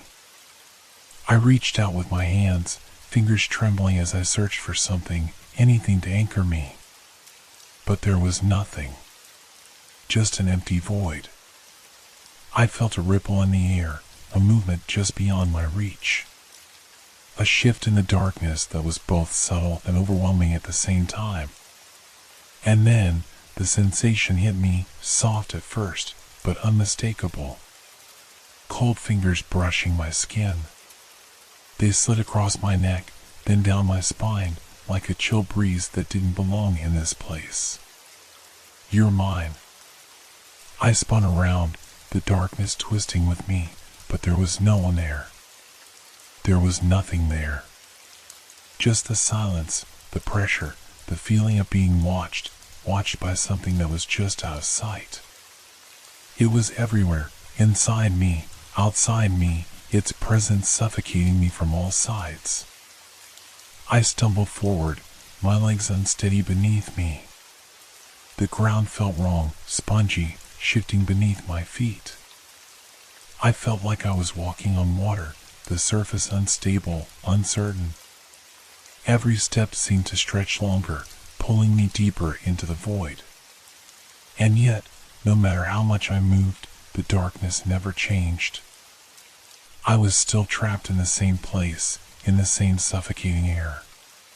The voice, no, the presence, was still there. It surrounded me, whispered to me, filled my thoughts. You can't escape. You've always been here, haven't you?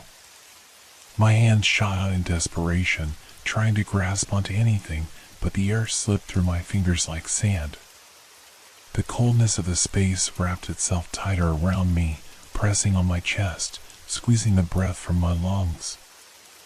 I could feel it now, a sense of finality, like the very air was closing in, preparing to crush me.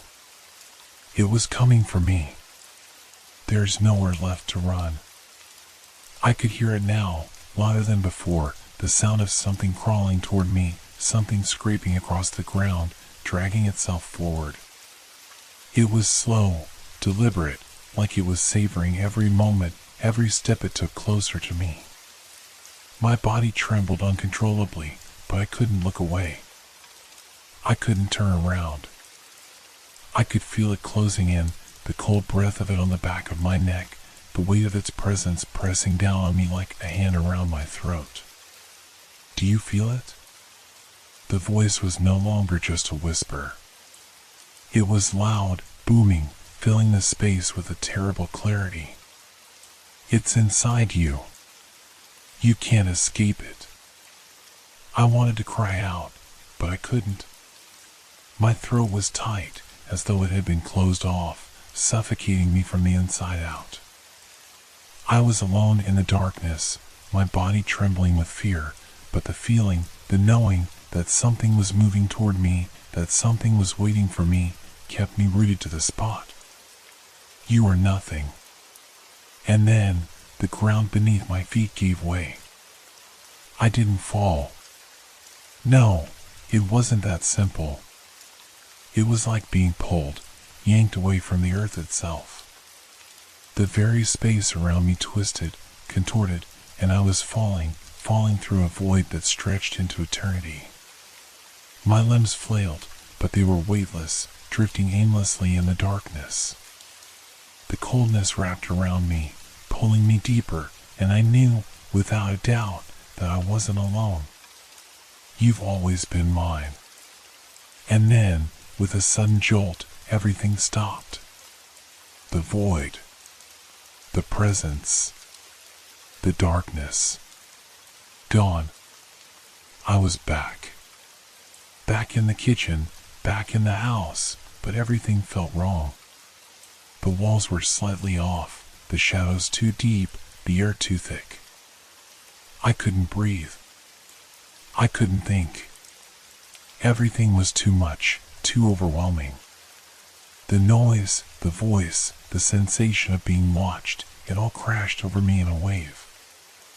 I stumbled backward, my hands pressing against the counter, but it was like the house itself was alive, pulsing with a rhythm of its own, and I was trapped inside it. The walls seemed to move, closing in around me, and the door was nowhere to be found. I turned, frantic, searching for an exit, but there was nothing. No door. No windows. Just the suffocating dark, the constant pressure of something watching, waiting. You can't leave. I collapsed to the floor, my hands clutching my head as the world spun around me. The voice was everywhere, in my mind, in my body, in the very air I breathed. It was like the house itself was alive, a living, breathing thing, and I was its prisoner. You are mine. And then the darkness took me again.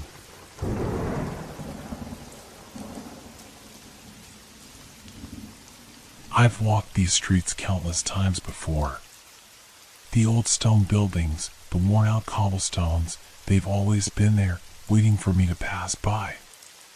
But tonight, something feels different.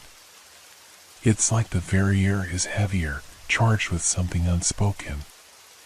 As I step into the narrow alleyway that cuts through the old part of town, a strange unease settles over me. The street lamps flicker erratically, casting long, twitching shadows that stretch along the walls like fingers reaching out. I pause for a moment, listening. At first, I think it's just the wind, maybe it's the rustle of leaves or the creak of the old wooden door down the street. But no, there's something else. A soft, distant murmur, as if voices are echoing from a place I can't see. I tell myself it's nothing, that it's just my mind playing tricks on me. I've been up late, too many nights spent thinking about things I shouldn't be. About people I've lost, places I've left behind. Maybe it's all catching up with me. I keep walking, but the murmur grows louder. The buildings here are ancient, some of them dating back hundreds of years, their stone facades chipped and crumbling with age. I've passed them 100 times, never giving them much thought. But now, as I walk, something about them feels alive. Not in the way a building could be alive, but in a way that makes my skin crawl. I glance up at one of the windows on the second floor of an old house. It's dark, but there's something about it that catches my eye. A faint movement, a shadow. No, it's nothing. Just the trees swaying in the breeze. But my feet stop moving, and I can't shake the feeling that something, or someone, is watching me. I shake my head and continue down the street, trying to push the thoughts out of my mind. But they follow me. The whispers. I start to quicken my pace, my breath quickening as I feel the weight of something behind me.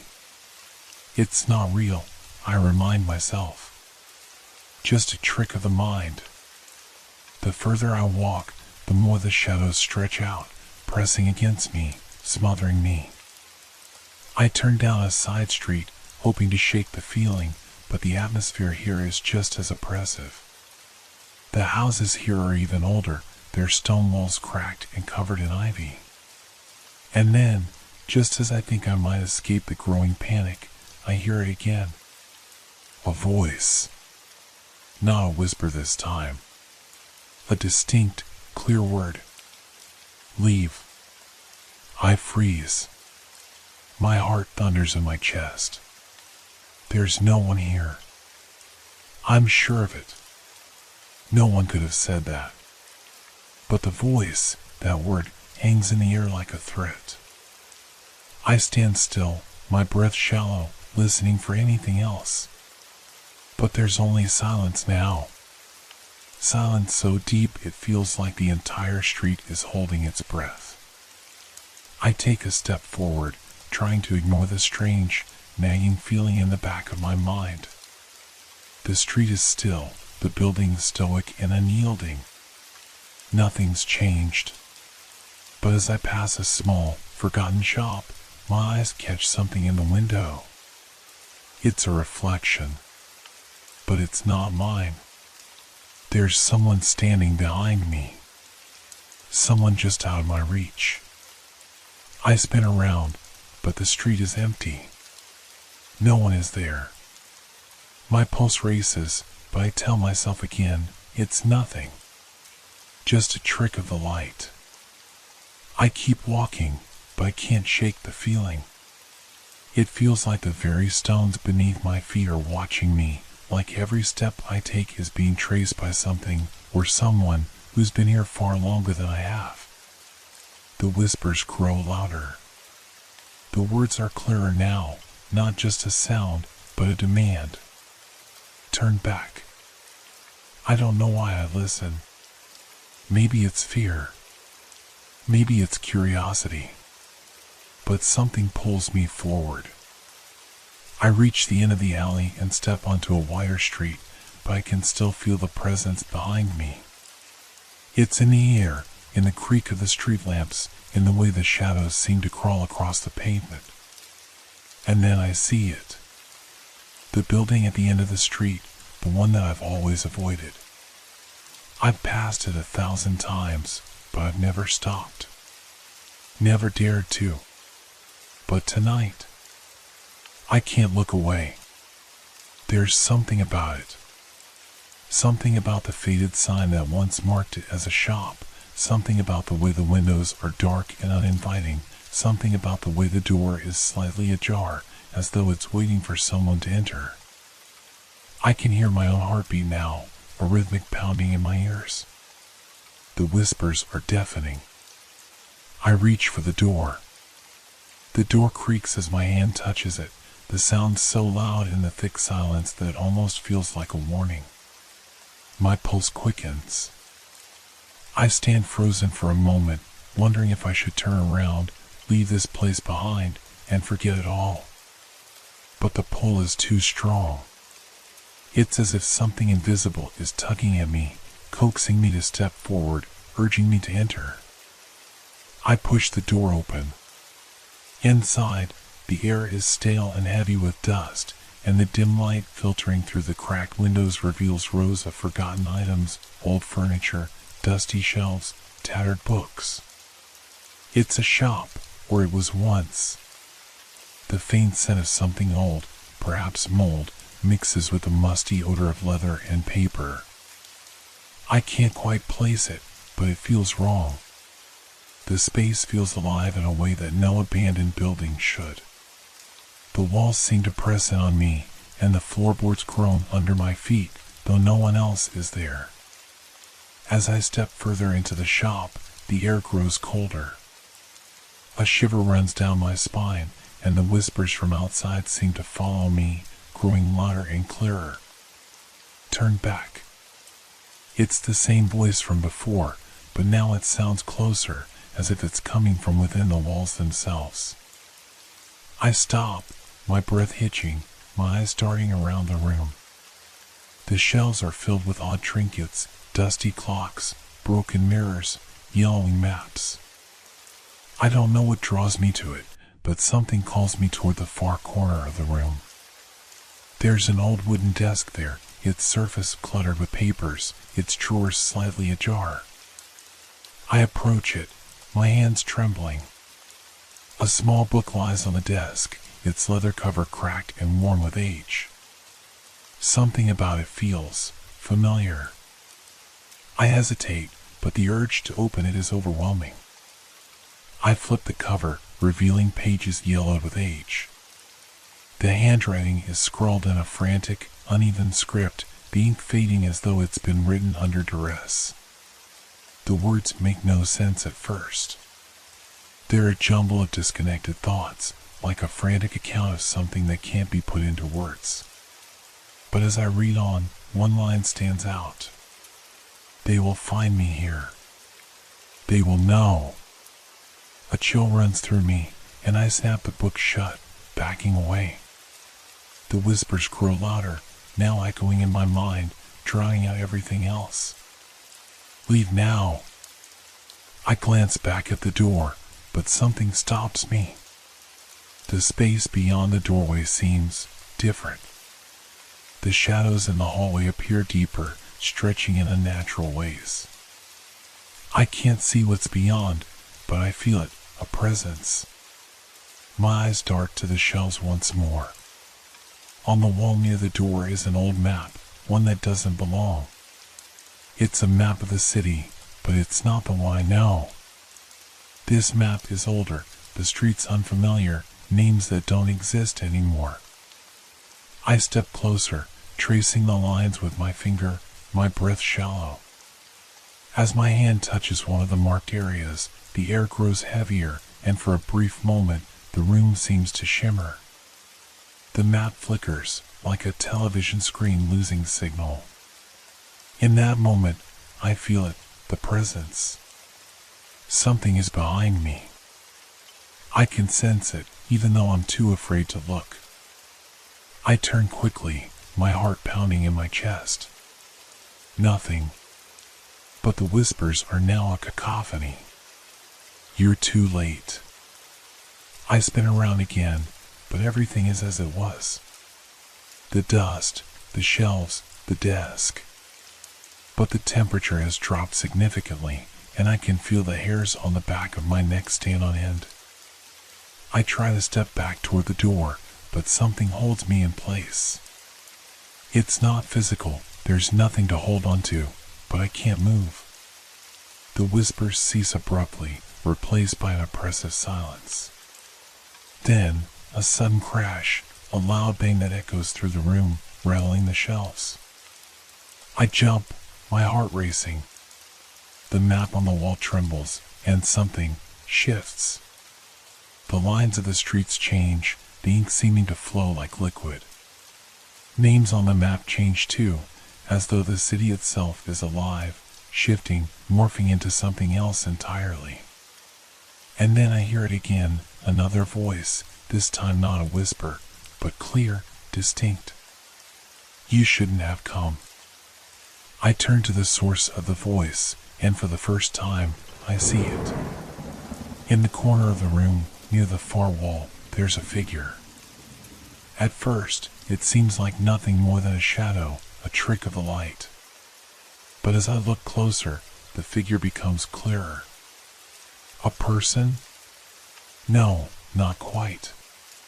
Their face is hidden in darkness, their body distorted and blurry, like a figure that's out of focus. I can't make out any details, but I feel their presence, the weight of their stare. I freeze, unable to move, unable to speak. The figure doesn't move, but I can feel its gaze on me, cold and unblinking. The room seems to close in around me. The floorboards creak, and I know I have to leave, but my feet won't obey. I open my mouth to speak, to ask who they are, but my voice falters, swallowed by the growing darkness that now fills the room. I feel it, the presence, closer now, all around me. It's not just in the room. It's in the very air, in my lungs, in my thoughts. You shouldn't have come, the voice repeats, echoing in my mind. And then, as if the room itself has had enough, everything goes dark. The lights flicker, the shadows stretch, and the figure is gone. I'm left in silence, in the cold, with only the faint sound of my own heartbeat in my ears. I wake with a start, gasping for air, my heart racing. The darkness of the room clings to me like a heavy blanket, suffocating and cold. My eyes snap open, but the familiar surroundings don't offer comfort. The room is still, the air thick with an unnatural stillness, like everything is holding its breath, waiting. I push myself up, but the movement is sluggish, as if my body is resisting. A dull headache pounds at my temples, and my mouth tastes like metal. Where am I? I blink rapidly, trying to shake off the disorientation, but the sense of unease lingers. The last thing I remember is the figure, the whispering voice, and the shadows. But there's nothing here now. Just an old shop, cluttered and musty, as if nothing ever happened. I glance around. The dim light from the cracked windows falls on the dust-covered shelves, the faded remnants of forgotten lives, but everything seems still. Too still. I stand up, my legs shaky beneath me, and approach the door. The creaking sound from earlier still rings in my ears as if I had never left. The hallway outside is just as silent as it was before. The whispers are gone, but something else has replaced them, a low hum, like the distant sound of something far away, something just out of reach. I step into the hallway, my shoes scuffing against the worn floorboards, the sound oddly loud in the emptiness. The walls seem closer now, the shadows deeper. The hallway stretches out before me, but instead of the comforting familiarity of an old building, it feels like a trap. I turn to the left, where a narrow staircase leads upward. The dim light casts long shadows on the steps, and I hesitate. The strange feeling of being watched, of something lurking just beyond my line of sight, crawls over my skin. I have to go up. Something draws me toward it. Maybe it's instinct, or maybe it's the compulsion that's been tugging at me ever since I first set foot in this place. I don't know, but I can't shake the feeling that if I don't explore, I'll miss something important, something that ties all of this together. My hand grips the railing, its surface rough and splintered. As I ascend, the creaking of the stairs fills the silence, and I can't help but feel that each step is a mistake, a step further into a place where I don't belong. The air grows colder the higher I climb, and I pull my jacket tighter around me, trying to ward off the chill. My breath fogs in the air as I reach the top of the stairs. The hallway up here is narrower, the walls closer, the air heavier. The sound of my footsteps seems muffled, like I'm walking underwater. At the end of the hall, there's a door. It's ajar, the crack in the wood barely wide enough to see inside, but I can't stop myself from walking toward it. Every step feels like a weight, each one more laborious than the last. As I reach for the doorknob, I hear it. A faint scrape, like nails against wood.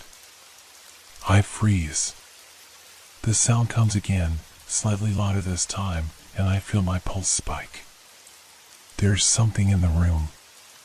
Something alive, something waiting. I try to steady my breath, trying to ignore the panic creeping up my throat. I turn the knob slowly, pushing the door open just a crack. What I see is almost worse than if I had found nothing at all. The room is empty. But the air is thick, and the floor is covered with strange markings, scratches, and symbols carved into the wood, some new and some so old that they've been faded by time. I step inside, my heart pounding in my chest, but I can't make sense of the markings. There's no pattern, just chaos. A low hum echoes through the walls, vibrating through my bones. The sound grows louder the longer I stand there. It's coming from everywhere, inside the walls, inside my head. The room feels alive, the air moving as though something is breathing just out of sight. I back away, the hairs on my neck standing on end. The door slams shut behind me with a deafening bang, and I stumble forward, my heart leaping in my chest. I don't dare turn around to see what caused it. Instead, I press my hand to the wall and focus on the symbols. There's something familiar about them. They remind me of something from my past, something I've seen before, but where? I try to focus, but my mind won't cooperate. My thoughts scatter in every direction, like a whirlwind of disjointed images. Faces flash in front of me, people I don't recognize, places I've never been. I grip my head, the pressure mounting as I struggle to hold on to something, anything that makes sense. But then, it hits me. The map. The map in the shop, the one with the shifting streets. The one that didn't belong. I remember one of the names on the map. A place I've been. I didn't recognize it at first, but now it's clear. I've walked past it before, and that's when I know the past isn't just in the walls of this place. It's everywhere. I need to leave. I turn, my hands shaking, my mind racing as I sprint down the stairs, the sound of my footsteps echoing in the silent house. I push open the door, the light from outside blinding in contrast to the dim, suffocating darkness within. The air feels colder now, and I can see my breath hanging in front of me like smoke. I step into the street, but I don't feel safe. Not anymore. The whispers are gone, but the presence, it's still here. And now, it's following me. The street feels different now, foreign despite its familiarity. The once comforting hum of city life seems distant, as though I'm standing outside of time, outside of reality. My breath comes in short, sharp gasps, and the cold nips at my skin like fingers clawing at me. I glance over my shoulder. The house looms behind me, dark and silent, but I can't shake the feeling that it's watching, waiting. I shouldn't have come here. I should have stayed away, ignored the feeling gnawing at me. But now, it's too late. The shadows have already crept into my mind, and I don't know how to stop them. I walk faster, but the sound of my footsteps doesn't match the pace of my movements. Each step is too loud, too heavy, echoing in the silent night. The world feels like it's shrinking, closing in on me. The streetlights flicker overhead, casting uneven patches of light on the cracked pavement. I don't know where I'm going. The map, the place on it, is stuck in my mind. The name, it's so familiar, yet I can't place it. Something inside me tells me I need to find it. I need to see it with my own eyes, touch the ground where the past left its mark. But the closer I get to that thought, the stronger the unease grows. I turn a corner, and there it is, an alleyway I've walked down 100 times before, but tonight it feels like a threshold, a boundary between the world I know and the one that's waiting to swallow me whole. The walls seem to lean in, closing the space around me. I hesitate for a moment, but my feet move on their own. The alley seems to pull me in, like gravity itself is stronger here. I glance at the buildings lining the alley. They look almost too old, too worn, like they've been forgotten by time, just like the traces of the past I've been following. The windows are dark, but there's a flicker in one, just for a moment. I stop, my eyes narrowing. Something's wrong. I try to shake off the feeling, but it's there, crawling under my skin. The hum that followed me from the house is back, soft but insistent, like the sound of a whisper just out of earshot. I can almost hear words in it, but when I strain to listen, it's gone, replaced by the sound of my own pulse thundering in my ears. I reach the end of the alley and stop dead in my tracks. The building in front of me isn't one I recognize. It's too small, too worn down, as if it's been abandoned for years. The door is slightly ajar, just enough for a sliver of light to spill out onto the cobblestones. I don't know why I step forward, why I push the door open and step inside. I've already crossed too many lines, ignored too many warnings. But something in me, something deep and primal, tells me I have to know. The air inside is thick, heavy with dust and decay. The faint smell of mildew hangs in the air, mixing with something else, something sweeter, like rotting flowers. I take a step forward, and the floor creaks beneath me. The door slams shut behind me with a sharp bang, cutting off the outside world, leaving me alone in this decaying place. The room is small, cluttered with old furniture covered in sheets. The smell is overpowering now, making my stomach twist. But it's the walls that draw my attention. There are markings here, too. just like the ones in the house. Symbols carved into the wood, scratched into the plaster. They're everywhere, covering the walls, the floor, the ceiling. I step closer to one, my hand reaching out instinctively, and my fingers brush against the surface. Cold. The instant my fingers make contact, the room seems to shift. The air grows colder, and the shadows grow longer. I hear something, a low, guttural sound, coming from somewhere in the room. I freeze, my heart in my throat, and I turn in every direction, but there's nothing there. The hum is back, louder now, and the floor beneath me seems to vibrate with it. I step back, my pulse quickening, but I can't seem to tear my eyes away from the symbols. They're alive, somehow, pulsing with energy, drawing me in, calling me to look closer. I take a deep breath and step forward, my eyes locked on one of the symbols, a twisted spiral etched into the wall. I trace it with my eyes, and the room seems to blur around me. The walls pulse, the shadows shift, and I hear a voice. Soft at first, like a whisper in the distance. Then clearer, like it's coming from behind me. I turn, and there, standing in the doorway, is a figure. A woman. Her face is pale, almost translucent in the dim light, and her eyes are wide, unblinking, staring directly at me. Her hair is long, dark, and tangled, falling in front of her face like a veil. She doesn't speak, but the air grows thicker, the hum intensifying. I feel my chest tighten, my breath growing shallow as I try to make sense of what's happening. Is she real? Is this part of the past I'm chasing? The figure takes a step forward, and I feel an electric charge in the air, like static before a storm. Her presence fills the room, and the symbols on the walls seem to respond, glowing faintly as if acknowledging her. I try to move, but my feet won't cooperate. I'm frozen, unable to tear my eyes away from her. Her lips move, but no sound escapes.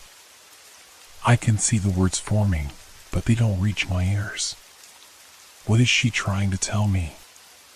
Then, before I can react, she vanishes. Just like that. One moment she's there, and the next, she's gone, leaving only the empty doorway and the hum that refuses to fade.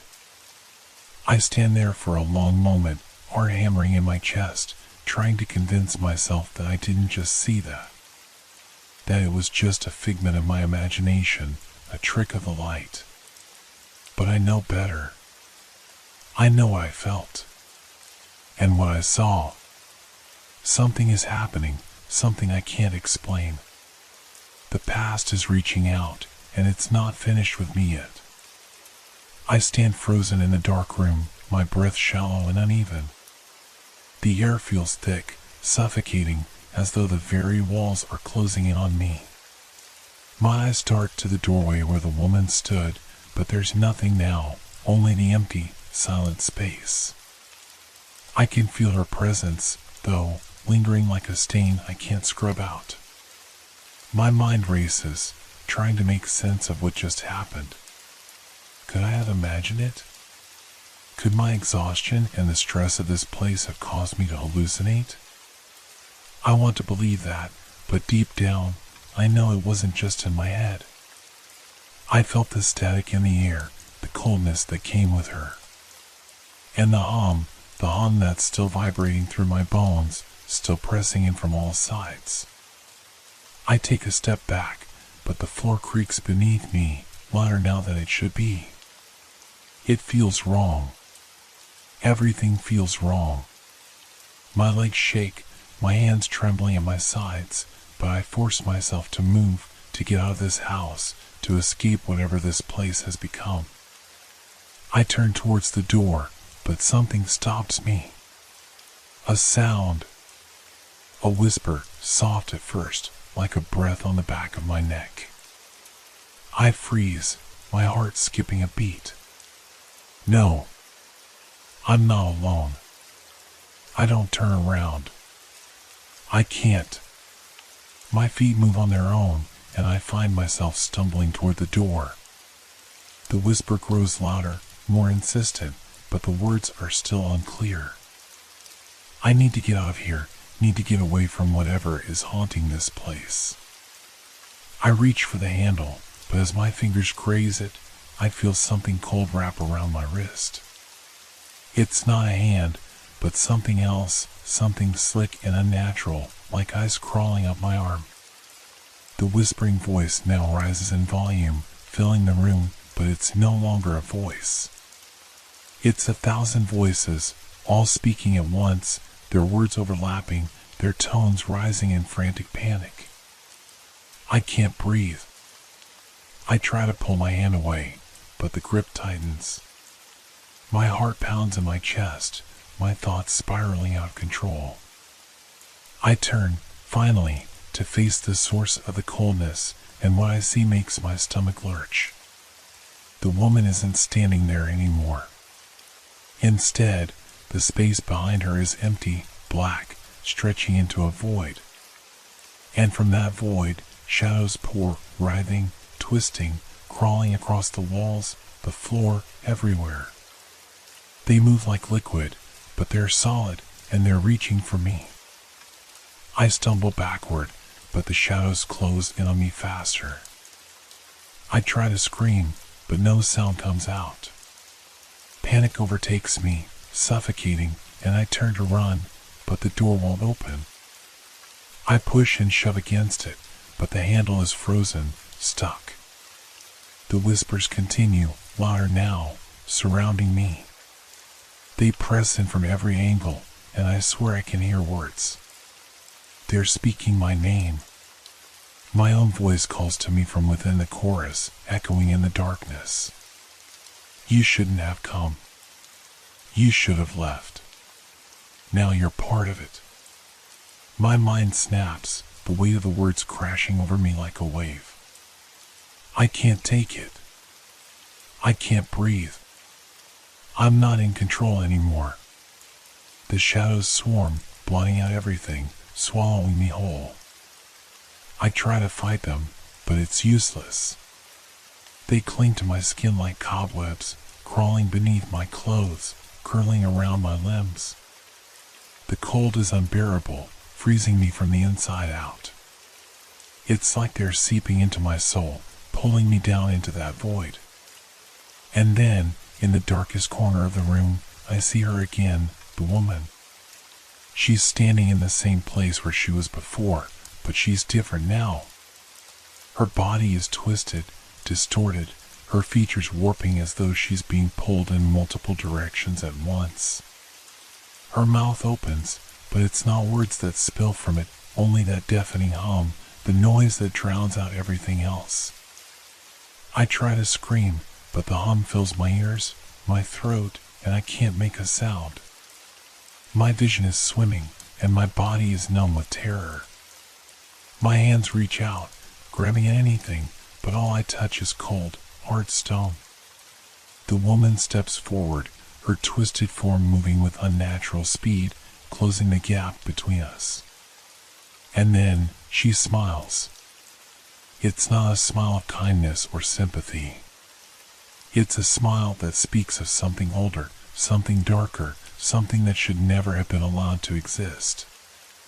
It's a grin that stretches too wide, too far, and as she gets closer, I feel her cold breath on my face. You're too late, she whispers, her voice a rasping echo in my ear. The shadows churn around us, and everything feels like it's spinning out of control.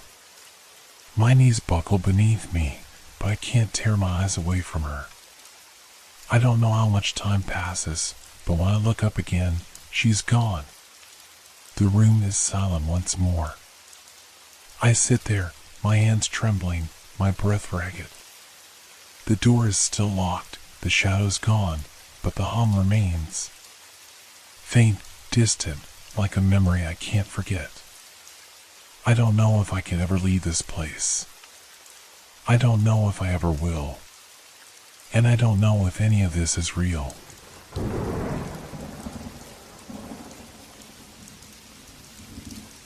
It started with a question, one that lingered in my mind even before I realized I had spoken it out loud.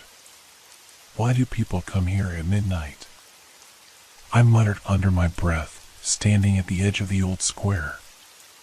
The cobblestones beneath my feet were worn, uneven, almost as though time itself had ground them down to smooth stones, erasing the traces of history. It wasn't the kind of place where you'd expect people to gather. A forgotten relic of the past, this square had been abandoned long ago, left to the wind and the echo of the occasional passing footsteps. But tonight, it was different. The air was thick with an unsettling stillness, the kind that always precedes something wrong. I had come here out of curiosity, I suppose. Curiosity about the strange occurrences that had been whispered about in town, about the people who had been seen here in the dead of night, who appeared out of nowhere, vanishing before dawn. Most of the locals would never dare venture near this place after dark, speaking of it in hushed tones, like it was some forbidden area that shouldn't be disturbed. But tonight, I could not resist. The square was empty at first glance, just the cold stone and the looming shadows of the old buildings around it. But as I looked closer, I began to notice the figures, silent, cloaked, their backs turned to me. They stood in a perfect circle, facing inward, their movements almost imperceptible, as though they were waiting for something. Or someone. A shiver crawled up my spine. My heart quickened, not from fear, but from something else, an instinctive knowledge that something was about to happen. I wasn't sure what drew me in, but I found myself stepping closer, moving toward the edge of the circle. The air around me felt heavy, like a weight pressing down on my chest. The sky above, once clear, now seemed thick with an oppressive fog. I could barely make out the distant shapes of the cloaked figures, their heads tilted slightly toward the center of the square, their faces hidden in the shadow of their hoods. I had no idea how long I stood there, watching them. It could have been moments or hours. The passage of time felt warped in that place. Then, a sound broke the silence. A low murmur, like the beginning of a chant, rising from the center of the circle. The words were not familiar, foreign, ancient even. They seemed to resonate, vibrating through the ground, up into my bones. The chant, it wasn't just a sound. It felt like it was reaching into me, tugging at something deep inside. The words were unintelligible, but they had a power to them. A power I couldn't explain. I wanted to leave. I needed to leave. But something kept me rooted to the spot, a force that I couldn't fight. I tried to look away, tried to take a step back, but my feet felt like they were frozen to the ground. I could hear the chanting clearer now, each word reverberating in my chest. And with each word, I felt a strange pull, like the air itself was drawing me into the center of the circle. As I struggled to move, a shift happened in the square. The shadows seemed to grow longer, stretching toward the figures, twisting unnaturally. And in the heart of the circle, a figure emerged, taller than the rest, its presence unmistakable. It was as though the figure had always been there, hidden within the shadows, waiting for the right moment. It stepped forward, the cloak parting slightly to reveal nothing. Just emptiness beneath the hood. The absence of a face. The absence of anything that resembled a human form. The chanting grew louder, now almost deafening, and my mind raced.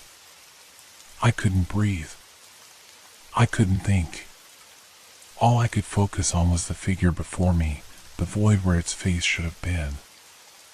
I was paralyzed, my limbs shaking with fear, my mind screaming at me to run, to escape. But I couldn't. Then, as quickly as it had begun, the chanting stopped. A dead silence fell over the square, broken only by the sound of my own ragged breathing. The figure's presence lingered, filling the air with a coldness that seeped into my skin.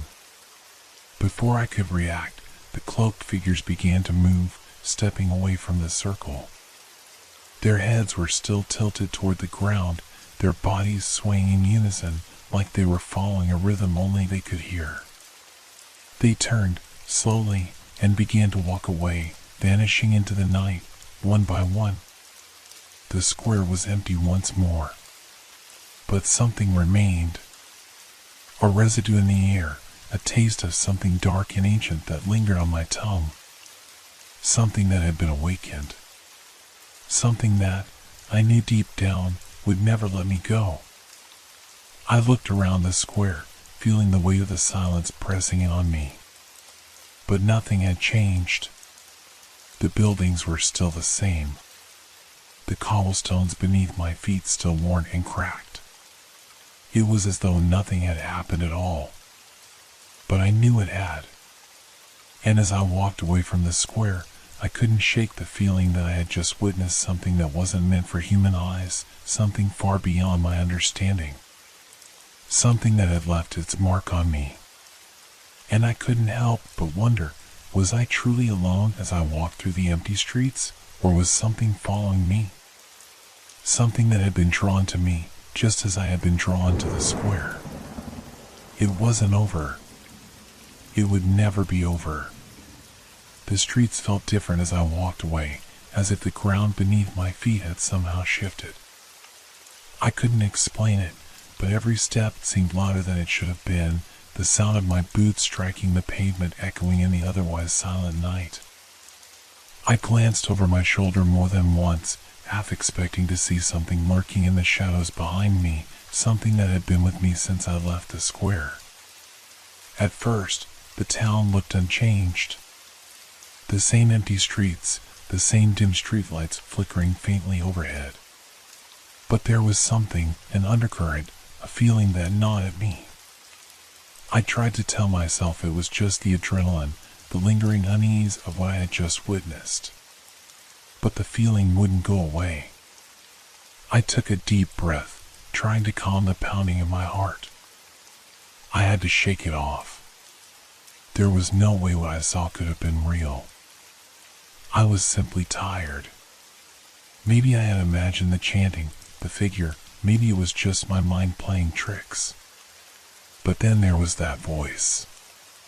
That voice in my head that wouldn't stop whispering. They're still watching. They're waiting for you. I stopped walking for a moment, a chill crawling down my spine. I was alone in the street, or so it seemed. The wind rustled the leaves of a nearby tree, and for a moment I thought I heard something else, like a footstep, faint but distinct. A presence, not far behind me. I turned quickly, my breath catching in my throat. But the street was empty. Nothing but the sound of the wind, the trees, and the distant hum of the night. But I couldn't shake the feeling. It was like the darkness itself had shifted, somehow aware of my every movement. I began walking faster, trying to ignore the creeping sensation that I wasn't alone. As I neared my apartment, I slowed down. My key was in my hand, but I hesitated for a moment before unlocking the door. Something inside me, some primal instinct, told me to stop, to listen. I glanced around the street once more, half expecting to see someone, or something, watching from the shadows. But there was nothing. I let out a breath, unlocking the door and stepping inside. The familiar scent of stale air and old wood greeted me, but even here, something felt off. The silence inside my apartment was overwhelming. It felt too quiet, too still, as though the walls themselves were holding their breath. I set the lock behind me and stepped further into the room. The faint glow of the streetlight filtered in through the window, casting long, eerie shadows across the floor. My apartment had always been ordinary, small, cramped, but safe. Tonight, though, it felt like a cage. The sense of being watched grew stronger the longer I stayed. The silence seemed to press in on me, suffocating. I could feel my pulse quickening again, and my thoughts, once so clear, began to blur. I shook my head, trying to focus. "It's nothing," I told myself. "Just nerves. You're overthinking." But deep down, I knew it was more than that. Then, I heard it. A faint noise, almost like a whisper, coming from somewhere inside the apartment. I froze, listening. It was so soft at first that I thought I might be imagining it. But then it came again, louder, clearer this time. A soft scraping, like something moving across the floor. I turned quickly, scanning the room. Nothing. Just the shadows, stretching long across the walls. But the sound didn't stop. It was coming from the corner by the bookshelf. I swallowed hard, every instinct telling me to stay still, to listen. Slowly, I began to approach the corner. My footsteps were almost muffled by the thick silence in the room, but every step seemed to make the air grow heavier, colder. I reached the bookshelf and hesitated. The scraping sound was almost deafening now, so close I could feel it vibrating in my bones.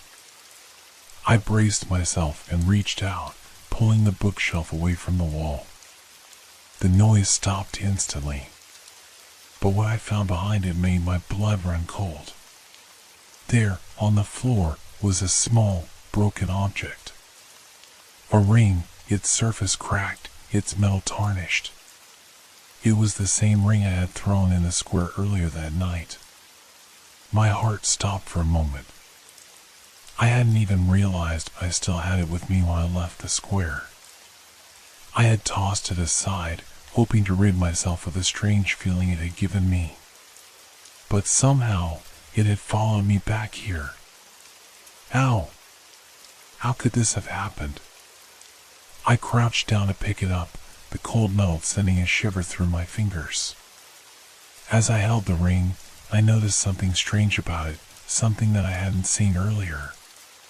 In the faint light, I could make out an inscription on the inside. But it wasn't a language I recognized. I felt the weight of it in my hand, the oppressive heaviness of the night settling in around me. It was as if the room had grown darker, the air thicker, with the return of this object. Something in the back of my mind screamed at me to get rid of it, to throw it away and never think of it again. But I couldn't. A feeling surged up within me, something primal and overwhelming. I had to know. I had to understand what it meant. And that was when I heard the voice again. This time, it was clearer, louder. "Return it," it whispered, as though it had come from the very walls themselves. I dropped the ring, my breath coming in ragged gasps. My hand was trembling uncontrollably. But before I could react, a sound, faint but unmistakable, came from behind me. A step. Slowly, I turned. The door was wide open, though I had locked it before. And standing in the doorway, barely visible in the dim light, were 3 figures. Their cloaks fluttered slightly in the draft, their faces still hidden in shadow. They were waiting. For me. My breath caught in my throat as I stared at the figures in the doorway. The darkness around them seemed to pulse, alive with an energy I couldn't understand. My heart raced, a wild, panicked rhythm that drowned out everything else. They didn't move, didn't make a sound. They just stood there, waiting. I could feel the cold creeping in from the open door, the air thickening with every passing second. The weight of it was unbearable, a pressure in my chest that made it harder to breathe. It was as if the world itself had grown still, as if everything had stopped but for this moment, this encounter. I opened my mouth, but no words came out. What could I say? Could I ask them who they were? what they wanted. Would they even answer? No, it felt like there were no answers here, only waiting. The shadows around them seemed to shift unnaturally, bending in ways that didn't make sense, as though they weren't bound by the same rules as everything else in this room. It was disorienting. Every fiber of my being screamed at me to run, but I couldn't move. I was frozen in place, my body paralyzed with fear, and every instinct told me that if I moved, if I even dared to take a step, something terrible would happen. The silence dragged on, thick and suffocating. My mind raced, each thought colliding with another in a desperate scramble for clarity, for meaning. But there was none. One of the figures took a step forward. My stomach lurched, and I instinctively stepped back, only to hit the cold wall behind me. There was no escape, no way out. The figure's face remained hidden in shadow, but I could feel its eyes on me. I couldn't see them, but I could feel them. It was as though they were burning through my skin, into my very soul. And I wanted to scream, to shout, but the words caught in my throat, like they were never meant to be spoken. I looked at the other two figures, still motionless in the doorway, and something in my mind clicked, a recognition, but not of their faces. Of the way they stood, the way they were waiting. I didn't know why I knew this, but it felt like an inevitable truth. They were not here to speak. They were here to watch. I had been marked. The figure in front of me took another slow step, and this time I heard a sound, a faint whisper that seemed to come from deep within the shadows surrounding them. It wasn't a word, but a sound, a low hum that resonated in my chest, in my very bones. And then I understood. It was a language, one that I couldn't comprehend, but it was one that vibrated with an ancient, primal power. It made the room feel smaller, the air thinner.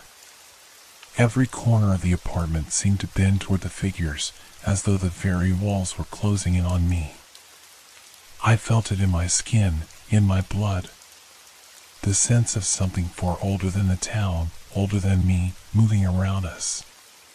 The shadows weren't just dark spots in the room, they were alive. They were with them, wrapping around them, bending to their will. The figure took yet another step forward, and suddenly the silence shattered. A burst of sound filled the room, loud and jarring, like an explosion of whispers, all of them indistinguishable, layered on top of each other. The voices didn't come from the figures, but from the air itself, from the corners, from the walls. It was as if the whole space was alive with them, all of them speaking at once in a language I couldn't understand. I felt my heart pounding in my chest, like it was trying to break free from my ribs. My vision blurred, and my hands trembled, but I couldn't tear my eyes away from them. They were here, and there was no escape. Not anymore. The figure closest to me raised its hand slowly, and the whispers stopped. In that single moment, the world seemed to freeze. I couldn't breathe. The figure spoke, but its voice wasn't a voice at all. It was a feeling. It was a presence. It filled my mind, not with words, but with images, flashes of things I couldn't quite comprehend. Faces, places, fleeting moments from dreams I had never had, and all of it wrapped in shadows. You are not meant to remember, the voice said, and I felt it, deep within my chest. It wasn't a threat. It wasn't a warning. It was a truth. And the moment it was said, I realized I already knew. This was always meant to happen. They had always been waiting for me. The other figures began to move now, stepping into the room, their footsteps soundless on the floor. I wanted to run. I wanted to fight, to scream, to call for help, but my body refused to obey. It was as if the air itself was pressing down on me, weighing me down, binding me to the floor. One of the figures reached into the folds of its cloak and pulled out something small and metallic. At first, I couldn't tell what it was. But as it was raised to the light, I recognized it, an object I had seen only once before. The same ring that had fallen to the floor behind the bookshelf. My mind reeled, confusion and terror mixing in a chaotic storm. How had it gotten here? How could they have it? I felt my breath catch again, my pulse racing faster than ever before. One of the figures extended the ring toward me, the dark metal gleaming in the dim light. Their eyes, those eyes I couldn't see, yet I felt them, were locked on me. Without a word, they motioned for me to take it. And in that moment, I knew this was no longer about the ring. This was about something much worse. Something that had been set in motion long before I even walked into the square that night. And now, there was no turning back. The figure's voice echoed in my mind again, cold and unfeeling. The time has come. I stared at the ring in the figure's hand, my mind spinning with 1,000 unanswered questions. How could they have it? How did they know about the ring? I couldn't breathe. My chest felt tight, constricted, as if the very air had turned to stone. The ring in front of me seemed to shimmer, a dark gleam that somehow both terrified and beckoned me. A voice deep within me screamed to turn away, to run, but I was paralyzed. The figure's hand remained extended, the ring swaying slightly, as if waiting for me to take it. The shadows in the room grew heavier, thicker. The space around me felt wrong. What had once been my apartment, the place I had called home, was now a twisted version of itself. The walls seemed to warp, bending inward, and the dim light from the street lamps outside flickered weakly, casting distorted shapes across the room. The floor creaked beneath my feet, the sound like a distant echo from another world. A alarm filled the air, vibrating through my very bones. The whispers had returned, but now they weren't just voices, they were thoughts. I could hear them in my mind, clearer now, like 1,000 fleeting images flickering in and out of focus. Faces, familiar faces, flashed by in the shadows, but they were wrong. Their eyes were hollow, their expressions twisted, and I could feel them watching me. A voice, not from the figure, but from the shadows themselves, whispered in my ear. "Take it." I flinched, my heart pounding in my throat, but I couldn't tear my eyes away from the ring. It was the same dark metal, the same twisted, ancient design. The one I had seen in the alley. The one I had buried. The one that had come back to me. "Take it," the voice repeated, now more insistent. "It is yours. It has always been yours." I could feel the weight of the ring pulling at me, an unseen force drawing me toward it. The figure's arm remained steady, unmoving, as though it were not asking anymore. It was demanding. I reached out, my hand trembling, but the moment my fingers brushed against the cold metal, a surge of electricity shot through my body. My vision blurred, and a sharp pain pierced through my skull. The world spun, the room twisting and warping, and for a moment, I couldn't tell where I was. The whispers intensified, now a chorus of voices filling my mind, overlapping, growing louder until I couldn't separate them from my own thoughts. The room seemed to collapse in on itself, the walls closing in, and I could feel the presence of something ancient, something other, pressing against me from every direction. I stumbled back, clutching my head, trying to steady myself, but it felt like the ground beneath me was slipping away. My legs gave out, and I crumpled to the floor, my heart racing in terror. And then, silence. The world stopped spinning. The oppressive weight lifted, just enough for me to regain my bearings. I looked up, half expecting to see the figures still looming over me. But they were gone. I was alone, but the air was still thick, heavy with an energy I couldn't explain.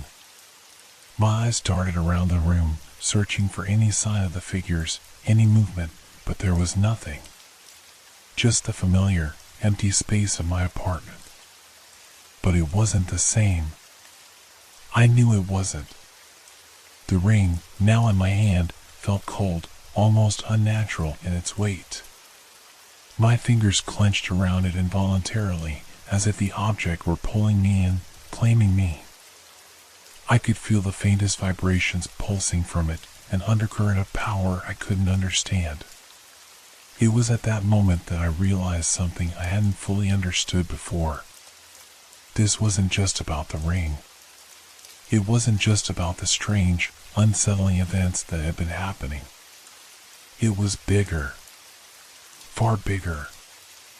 I was caught in something far beyond my comprehension. I glanced around the room again, more carefully this time, my eyes drawn to the corner where the shadows seemed to linger longer than they should. My breath caught in my throat when I saw it, the unmistakable outline of something moving within them. It was faint at first, a flicker of movement, but then it was clear. A shape, tall and thin, barely visible against the backdrop of darkness, but unmistakable. It was watching me. A deep, cold shiver ran down my spine, and I felt the familiar panic begin to rise again. My hand trembled as I held the ring, the weight of it pulling me toward the shadow, toward the thing that lurked just beyond the edge of the room. I wanted to run. I needed to run. But my body refused to move. It was as if I was being held here, tethered to this spot by some unseen force. The shadow flickered again, its form shifting, and I could see its eyes, dark, endless voids that stared into me. And then, in that moment of pure, unrelenting fear, the whispering started again. But this time, it was clear. It was directed at me. "It is too late," the voice said, a cold, hollow echo that seemed to come from everywhere and nowhere at once. "You are part of this now. You have always been." The shadow in the corner moved closer, its form stretching and distorting, reaching out like a hand made of darkness. I had no choice now. The ring, it was the key. And somehow, I knew that it was the only thing that could either save me or damn me. I couldn't move. I couldn't think. The air had turned thick, suffocating, and every breath I took felt like it was coated in ice. The shadow, that terrible, looming presence, grew closer, its shape bending and warping like liquid darkness, its eyes, those impossible, empty voids, locked onto mine. I tried to scream, but my voice caught in my throat. My body felt frozen, caught between flight and paralysis, while the ring in my hand seemed to hum with a terrible energy, vibrating against my skin as if it wanted to be used. The thing moved closer, its figure now unmistakable, its form taller than any human, impossibly tall, like it had been stretched into this grotesque shape just to torment me. The floor beneath me groaned as if it too feared this presence, and I could feel the air around me crackling with an unnatural energy. "It is too late," the voice echoed again, not from the shadows, but from everywhere. The walls, the floor, even the very air seemed to speak. I closed my eyes for a moment, trying to shut it all out, but the vision of that thing, the way it slithered closer, its long, skeletal limbs dragging along the floor, was burned into my mind. My heart hammered in my chest as I tried desperately to make sense of it all. What was it? Why was it here? Why me? "You are the key." The voice again, but now it felt like it was inside my head, twisting my thoughts. "It has always been you. You have always been part of this." I couldn't escape it. My mind raced, thoughts colliding in a desperate scramble. The ring, the shadow, the strange happenings around me, it was all connected. There was no denying it anymore. The terror I had been feeling wasn't just a product of my imagination. This was real. I looked at the ring in my hand once more. The moment my gaze fell on it, the faint glow it emitted became stronger, pulsing like a heartbeat, and I could feel the power, the ancient power that was tied to it. It was like the ring recognized me, like it had been waiting for me to find it, waiting for me to become a part of whatever this was. I couldn't stop the words from slipping out of my mouth. "What do you want from me?" My voice sounded foreign, trembling, as if someone else was speaking.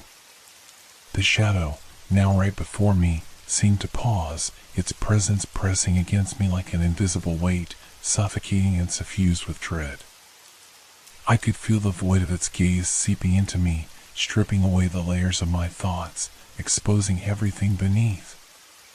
The thing did not answer with words. Instead, its thin, twisted arm reached out, fingers like elongated branches, and the darkness that surrounded it seemed to bend in response. I could feel the temperature drop further, the chill creeping into my bones, stealing warmth from my skin. And then, it touched me. The instant its fingers brushed my arm, a coldness exploded through me. It wasn't just physical, it was mental, like my very consciousness was being pulled from my body. My vision blurred as if I were drowning in the sheer emptiness of it. For a brief, horrible moment, I thought I might lose myself entirely, swallowed whole by the creature and its void. But I didn't. The ring in my hand flared with light, sharp and sudden, forcing the darkness back for a brief second. The shadow recoiled, its form writhing, and the oppressive weight in the air lifted, just for a moment, just long enough for me to catch my breath. I could feel it now, the connection. The ring, the shadow, the whispers, they were all part of something ancient, something tied to the very fabric of reality itself. I wasn't just a victim. I was part of this ritual, part of whatever had been set into motion long before I even knew. And then, it all clicked. I was the key. But not just in the way the shadow had said. I was the link between this world and something else, something older and more terrible than anything I could understand. The shadow began to move again, but this time it was slower, more deliberate. The oppressive energy wasn't as strong, but it still had its grip on me. My mind raced, panic clawing at the edges of my thoughts. What do I do? The answer came to me, unexpected and terrifying. I had to use the ring. I didn't understand how or why, but I knew, deep within me, that the ring was the only thing that could stop this, that could sever whatever connection had been established.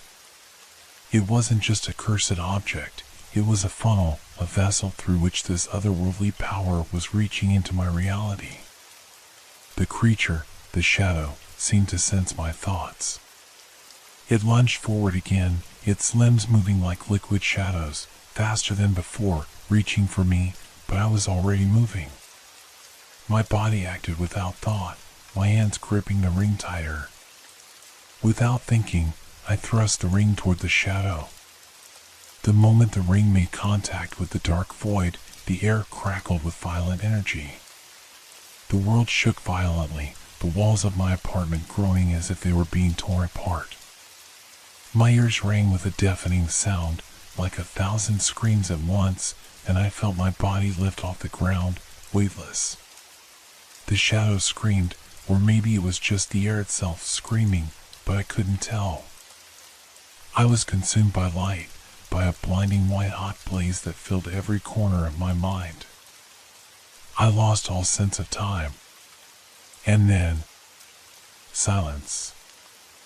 I was on the floor again, gasping for air, trembling uncontrollably. The world around me was still. The shadow was gone. The ring was gone. The apartment, the city, the night, it all felt empty. I wasn't sure how much time had passed. It could have been moments. It could have been hours. The only thing I knew for certain was that I was alone. But even as I lay there, heart pounding, gasping for breath, a single, undeniable truth gnawed at me. It wasn't over. Somewhere, deep inside me, I knew it would never be over. Because whatever had just happened, whatever I had just done, it had marked me.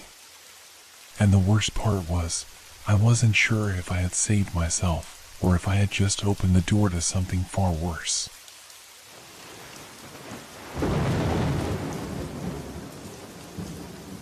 Hope your dreams are filled with fear. Good night.